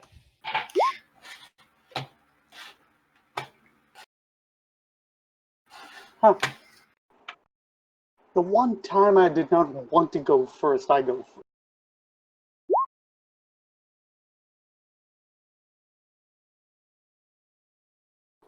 And shivers down your spine. All right, first up is Scrap Heap. All right, so just gonna calculate it. The skull that's in front of us, it's how again? Sorry, I missed that info. How big is the stone? It's a skull? shadow. It's exactly what you see, but it is a shadow that is cast by your light. It is a shadow cast by the light. Okay, so 20, 10. Okay. I am not going to do that. So I'm again with my shield and my moonlight sword out. I'm just going to take a couple of steps forward onto the shadow of skull and go into dodge mode. That's it for me. All right. You take, stopping in the shadow, you feel very ill and take 8 necrotic damage. Oh! Step out. Oh! I wonder if I still have time to do that. That you said you ended there. That takes us Yeah, to Montauk. I did. Don't end in the shadow. Don't end in the shadow, my last free action. Life. Montauk is going to smash with sword to face. You smash, and yeah, the one skeleton behind you is part of its shoulder and arm immediately just sort of shatters and crumbles away, but still on its feet. Any movement, any bonus action? Montauk is The map's a little too short, so I'm going to say they're not quite as on you as they are, but yeah, you know, so so there's still room to move a little bit. Yeah, Montauk's going to look at the sword in his hand, look at what just happened, put his sword away, and draw his maul. He's got a big ass maul. All right, that takes us to Ol Silver. What kind of mall is it? Is it like a strip mall? Is it like a big fancy mall? Like a shopping Or is center? it a Darth Maul? It's a dead mall. It was fine 20 years ago, but it's kind of sad and there's no anchor on it anymore. Patrick. Does the skeleton shadow head does it extend to this square? Like these No. two squares? No, Okay. no, it's yeah, you can get around it. All right. And- Also, Yeah, as long as you don't end your turn in it, you're not going to take what Scrap Heap took. So it's just the 4 center tiles of the room. Yes. okay. Old Silver's going to take aim at this skeleton and fire. 26 to hit. That hits attack for- roll, finally. That hits. Your arrow bursts through the sort of remnants of pirate leather armor and gear that he is wearing and just shatters the chest underneath it. It is very badly injured. All right, and that'll be it. Pavo. Sorry, just coming back. I had just crashed. Okay, back in. Oh, nope. Need my character. So one of these skeletons behind you has been struck by Montauk. One of the ones across the room on the stairs has just nearly been obliterated by Old Silver. This one up there. Okay, so there's just the 4, or are there any more behind the ones behind us? Just the 4. All And you right. heard Scrap Heap scream in agony as he stood where he did. Okay. Could do that, could do that, could do that. We're just gonna do a vicious mockery on. Let's finish off whichever one is closest to me and most damaged. Okay.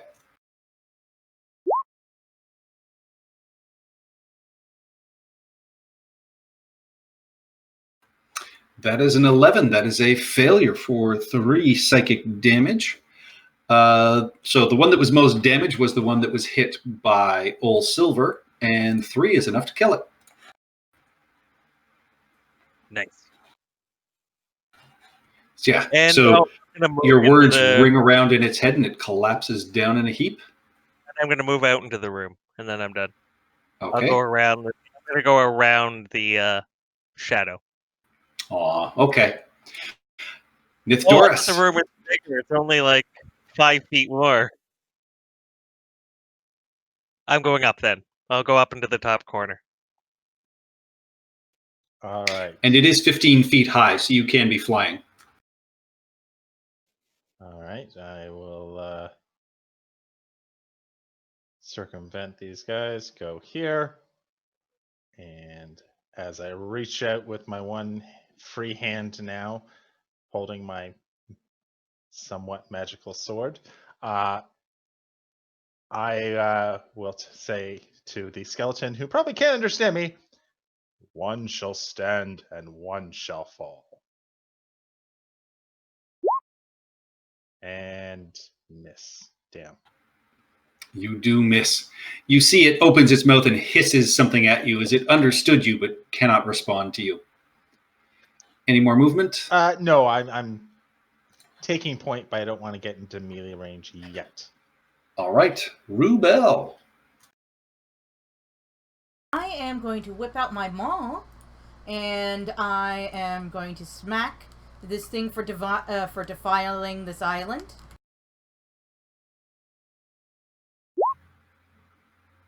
I get an 8. That is a miss. You swing and do not connect. Darn. Oh well, that's the end of my turn. Ishka. Bonus action, Shillelagh on my staff again. 5, 10, 15, 20, 25, 30. Just move up and around, and that's actually 20. I'm going to end there, and that's all I do. Oh, bonus ready action to smack somebody that comes in range. All right. This skeleton will come down with its sword, swing away. Excellent. An 8 does not hit.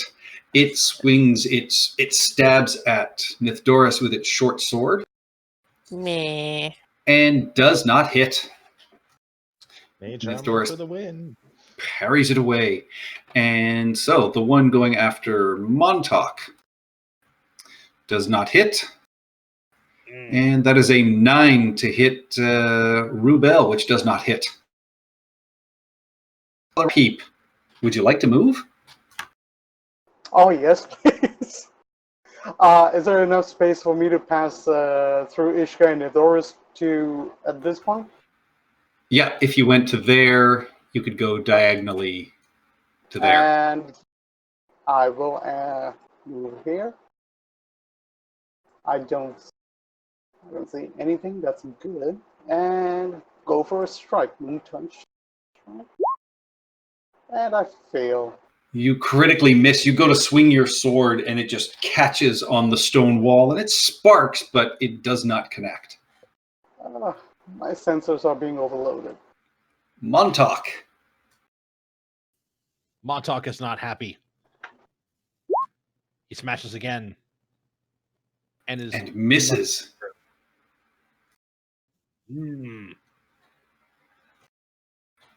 Old Silver. Do I have a clean shot at either of the ones up the stairs? Like if I move here? Yes. Okay. I'll fire at the one. Have either been injured? Yes, the one in front of Montauk has. I will shoot at that one. 15? Hits for 7 piercing, which is enough to scatter its bones to the ground. Old Silver has found his range. Yeah, apparently the range is about 20 feet away. And that'll be it. All right, takes us to Pavo. All right. Yeah, we'll finish off the one in front of Nithdoris with a vicious mockery. Wow. Makes it save with a 13. Yes, dude. Takes us And- to Nithdoris. Yep. Oh, sorry, any movement? Nope, I'm done. That's it. Nithdoris. All right. Realizing I was wielding the wrong weapon in this situation, I'm going to drop my sword and swing with my quarter.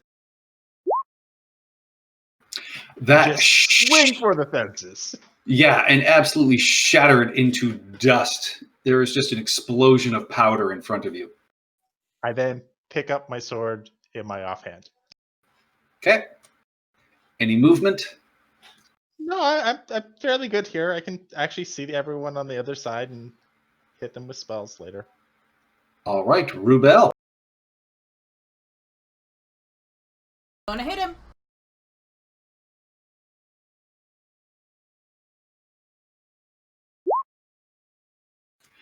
$12 just misses. It is able to parry your blade, your mace aside.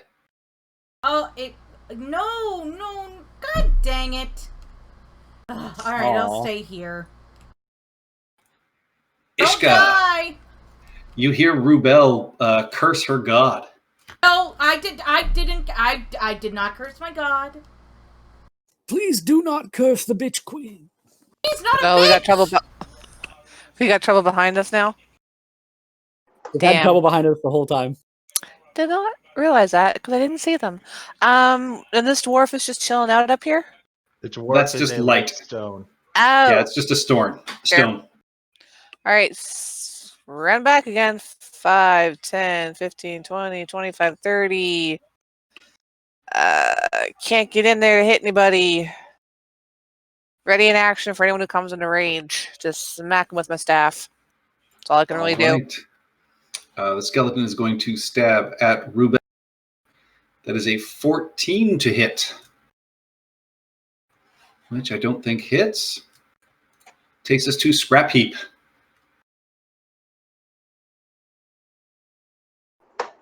Scrap. Honestly, there's like so many people trying to handle just one guy over here. I'm just gonna take a couple of steps. I'm just gonna take a step forward and just peek around the corner. I'm just trying to set my token halfway. I'm just peeking. I'm not actually ahead. That's it for fine. me. You see the small antechamber contains heavy wooden doors to the left and the right that are just latched, not even seemingly locked. And there is a set of steel double doors in the center across from you.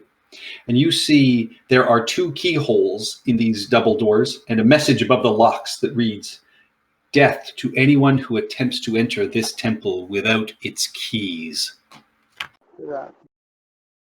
All right, I guess that's it for me. Sounds like we need some skeleton keys. Montauk. I'll give you inspiration for that, Old Silver.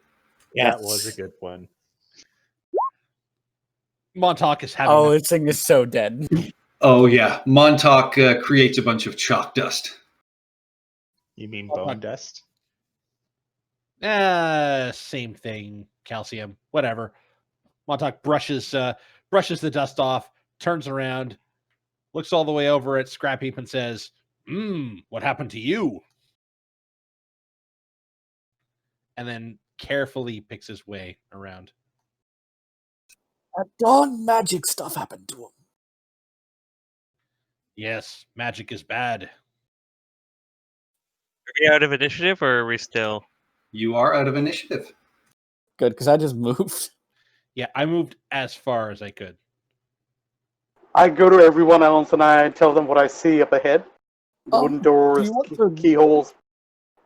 Do you want to get someone to see to that? How are you rotting? That doesn't make any sense. It's this right here. Look, it's like dry I rot or made, He's made I of made- metal. I Look, made the look, there's error wood in right here. judgment. Yeah, I made the error in judgment in standing in the skull's shadow, and I advise you not to do that. I don't think anyone was going to stand in the shadow. Can we do something about it before we move on, though? What would it be? I Just can lay destroying ha- the skull? Well, I'm saying we should heal him before we continue. I think before we do move on, I'll just lay on hands on myself, and just Does that look yeah, like I'll you? just Does that look like you pulling out a wrench and just like doing quick repairs, or yeah, pretty much. I'm just pulling out a WD 39 and just WD-40 and duct tape? duct tape. That's it. No, we Answer haven't. to We haven't everything. gotten to that point yet in technology. We're still on WD 49 or 39. 39. 39. We're at 39, so I'm My using body, 39 on myself. like my brain refused to say WD 30. Had to say 40.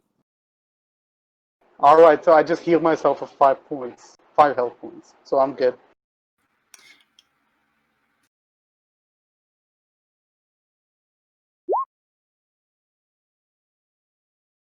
So what are we doing? There are wooden doors to the left and wooden doors to the right.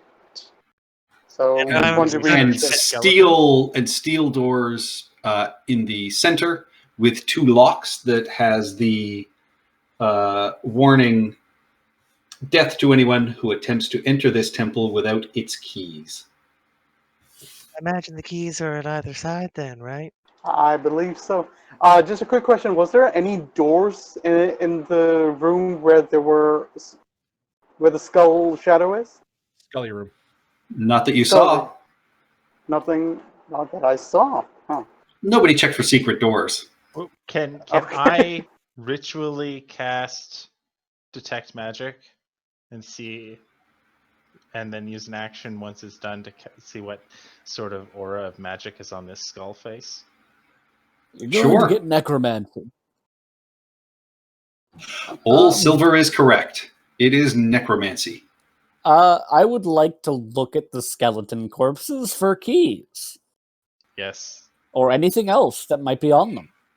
Yes. You find scraps of armor, old rusted short swords, and one of them has a short bow as well that is old and moldering but still usable, with I'll take all those about a dozen arrows. arrows. Yeah, you get a dozen arrows. I'm not really bothered to keep track of my arrows, but scavenging them. Yeah. And so with that, I'm assuming you guys just keep recasting your light cantrips so you guys can look around. I'll save you some time. There are no secret doors or anything in the skull room. Does it look like there's anything? There's no way to like turn the skull around. I realize it's shadow, but there's no. It like, is just shadow. Yeah. I was hoping we could turn his gaze towards the door or something. So which one do we take, left or right? It's like one of those weird things. Its gaze just follows Scrap Heap. Oh my god, that's God, just scary as hell. So there's doors is here we can't wrong. get in, to be clear, and then there's doors on the sides that we can. Yes, they are wooden doors with simple latches. The instruction above the door says that death awaits those who enter without the keys. So I'm assuming that means we can open the doors, but we will cease to exist at that I point. So, assume that means the big doors, the metal ones. Montauk decides upon using an old tribal trick of his, and he will stand up one of his hand axes on the ground, and he will let it fall, and it's pointing to the left, Left first. Eeny, meeny, miny, left. All right, so you make your way to the left doors. These are ancient wood, still holding together, just a very simple metal latch. Doesn't even appear to be locked. We should make I note will- of these doors. We might be able to salvage the wood for the ship's repairs. Good idea. Would you like me to open them from here?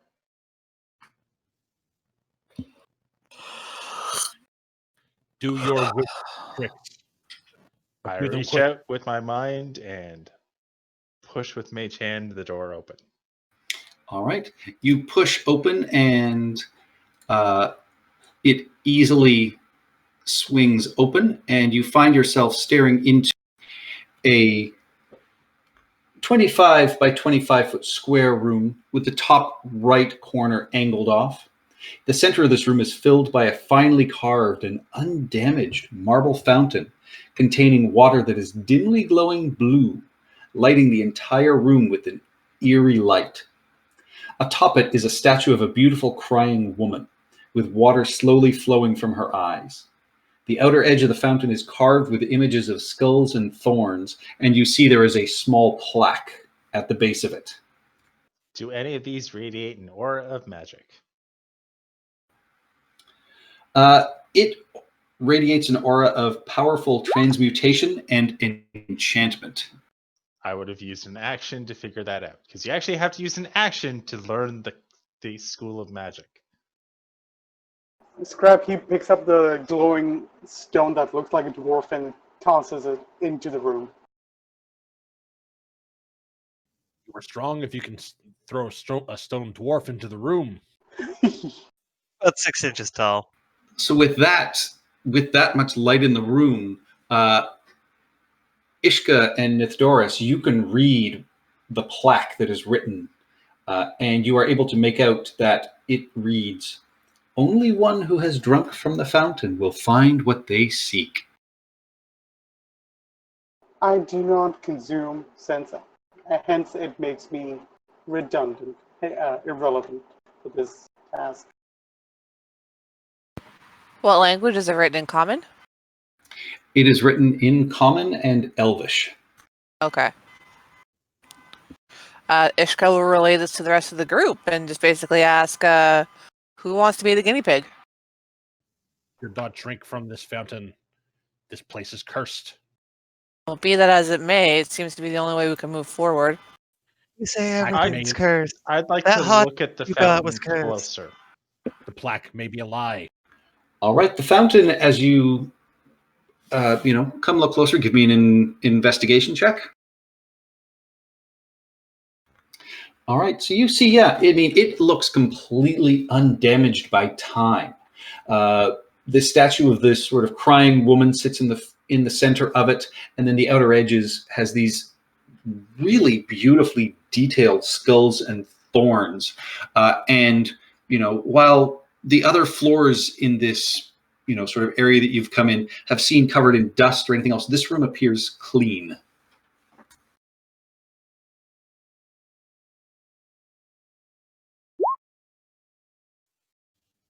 Trick.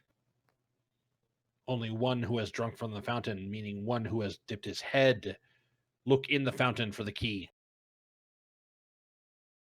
And up on top of the raised part, I'll fly up and see if there's anything in that. How much water is in the fountain? As it's weeping, it looks like there's a good almost sort of foot of water that is in the base of it. As you fly up across the top, Pavo, it's actually just, I don't have an actual statue of a crying woman, so it's the crying woman who's at the top of this fountain that is crying tears. I won't fly over it. I'm going to fly. I learned my lesson watching Scrap Heap. I'm going to go around it and try and get above it where I can, look at it from every angle. Then the woman is there. I will do a, investigate check. All right. While he's doing that, question. What was the best condition any of the skeletons were in? They were old and rotting and moldering. None of them were in particularly good condition. I meant their current condition, as in, are they still in mostly one piece and thus could be used like a mannequin to drink from this and then mage hand their hand in to retrieve anything that might show up?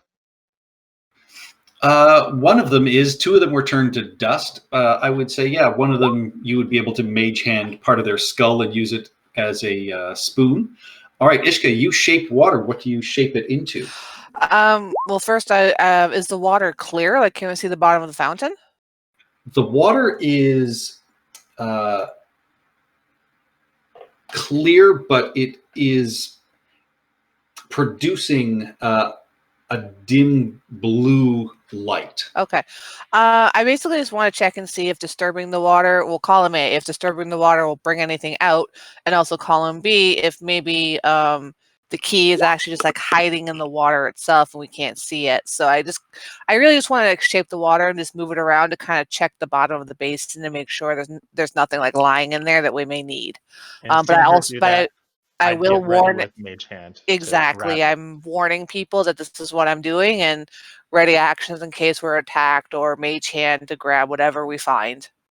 All right, yeah, you shape the water and move it out and around. From the edge, you find no keys in the bottom of this fountain. Worth a shot. It's only a cantrip, so I'm not down a spell slot. I will do it. Oh, Ishka has no problem doing it. You all stand back. Yeah, no, that's not going to help. Never mind. Before I do this, I'm gonna.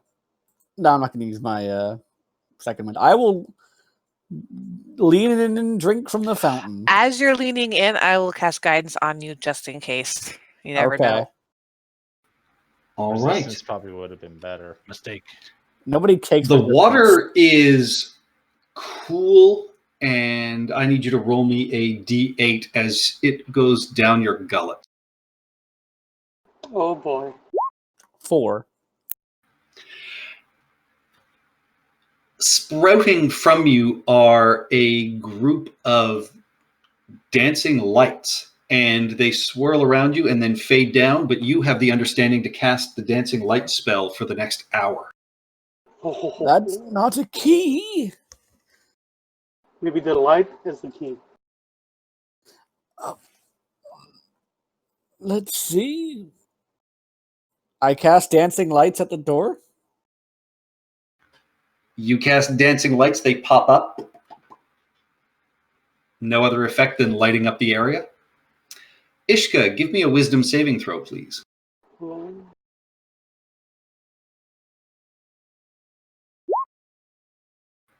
For the briefest of instants, you feel this overwhelming urge to drink from the fountain, but you manage to suppress it. And there was nothing up top with my investigate, right? That is correct. Ishka will back up. Eyeing the Fendic. No, Nithodoris, don't. She will stop you from going into the room and tell you that, something tried to coerce me to drink the water. That's not good. I understand, but I assume that this will be the only method that we can go by, and hopefully someone with my intelligence won't be swayed by whatever is in this water. So I take a drink. Yeah, Roll me a d8, please. Montauk will grab the back of Doris's cloak or clothes or whatever. He wears a cloak. Well, robes, but yeah. All right, and as you are holding it in your hands, Montauk, Nithodoris vanishes, but you can still feel his cloak in your hand. Wizard, where have you disappeared? Peculiar. Foolish wizard, where have you disappeared to? I'm still here in front of you.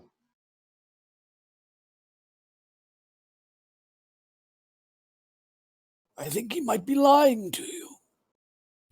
I can't see him. This place. I will slip by and then tap Old Silver right in the center of the chest. I think he's a ghost, Montauk. I don't believe in ghosts. The water killed him. You feel a full hand press into your chest, Old Silver. It must be his mage hand. This puzzle is too easy. Both keys the door. Oh, should we check this door? Maybe with both doors open, the keys will pop up.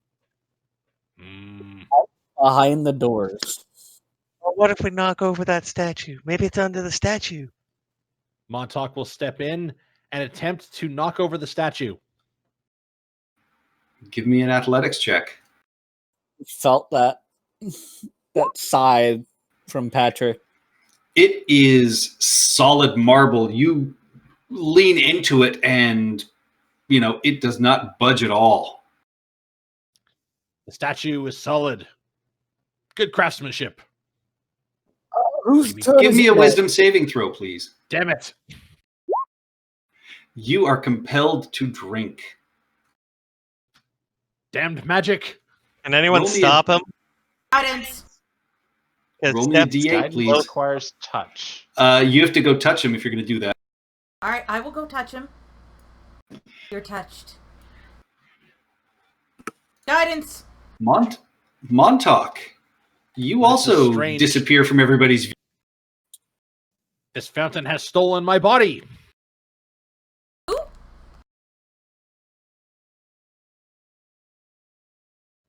Damn you, fountain. Where is my body? I guess he died. Where is- So who's going to take Montauk's stuff?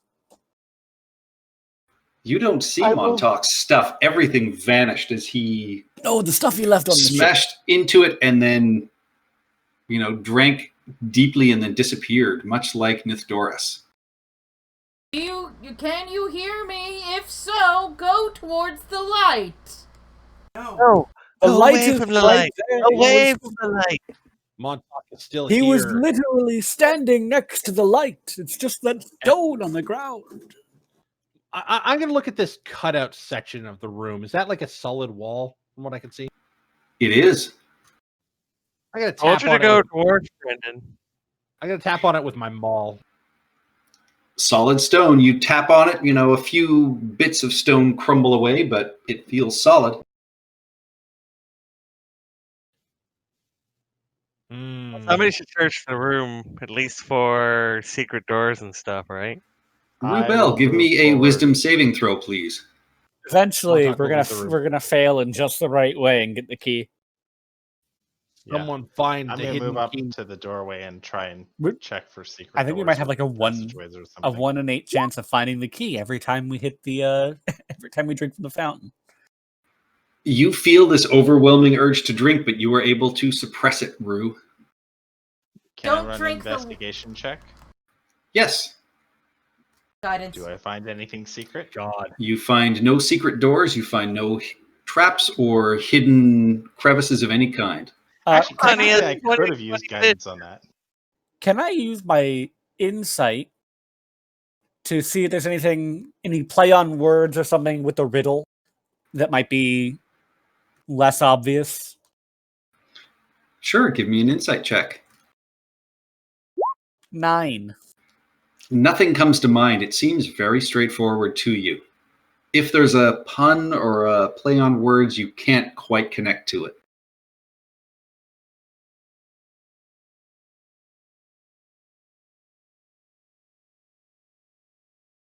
So, other door?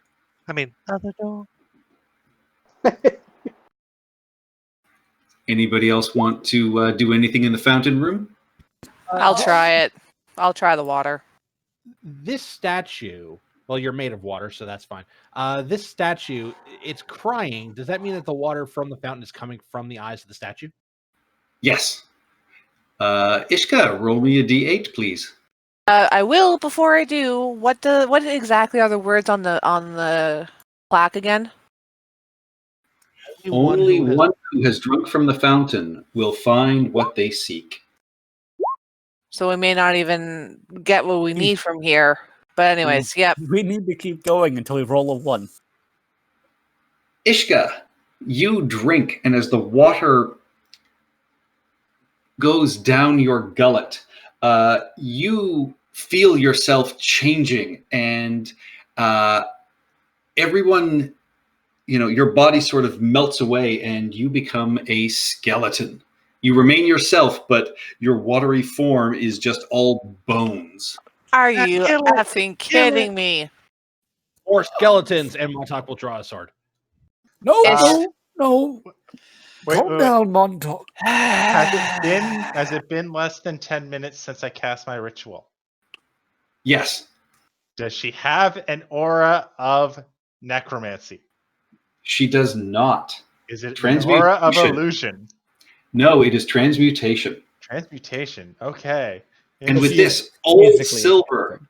you start to feel bubbling and churning in your belly, and you feel nauseous and sick. And as you lean over, this rush of water vomits out of you, and as it hits the stone floor in front of you, you also hear the metallic clink clank, and you see that you have vomited up a key.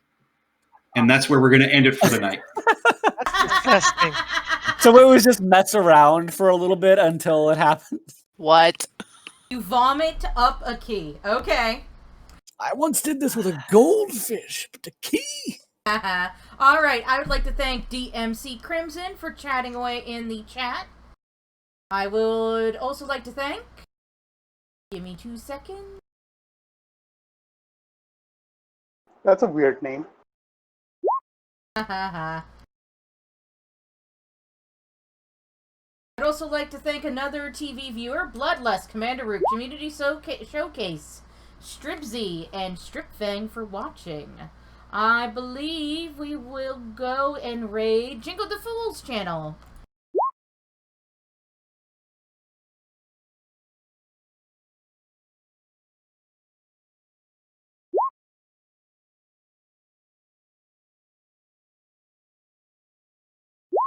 Alright, we'll go raid Jingo, and we'll be back next Wednesday for another session of the Demon Plague. See you then! Bye, everybody. Ciao.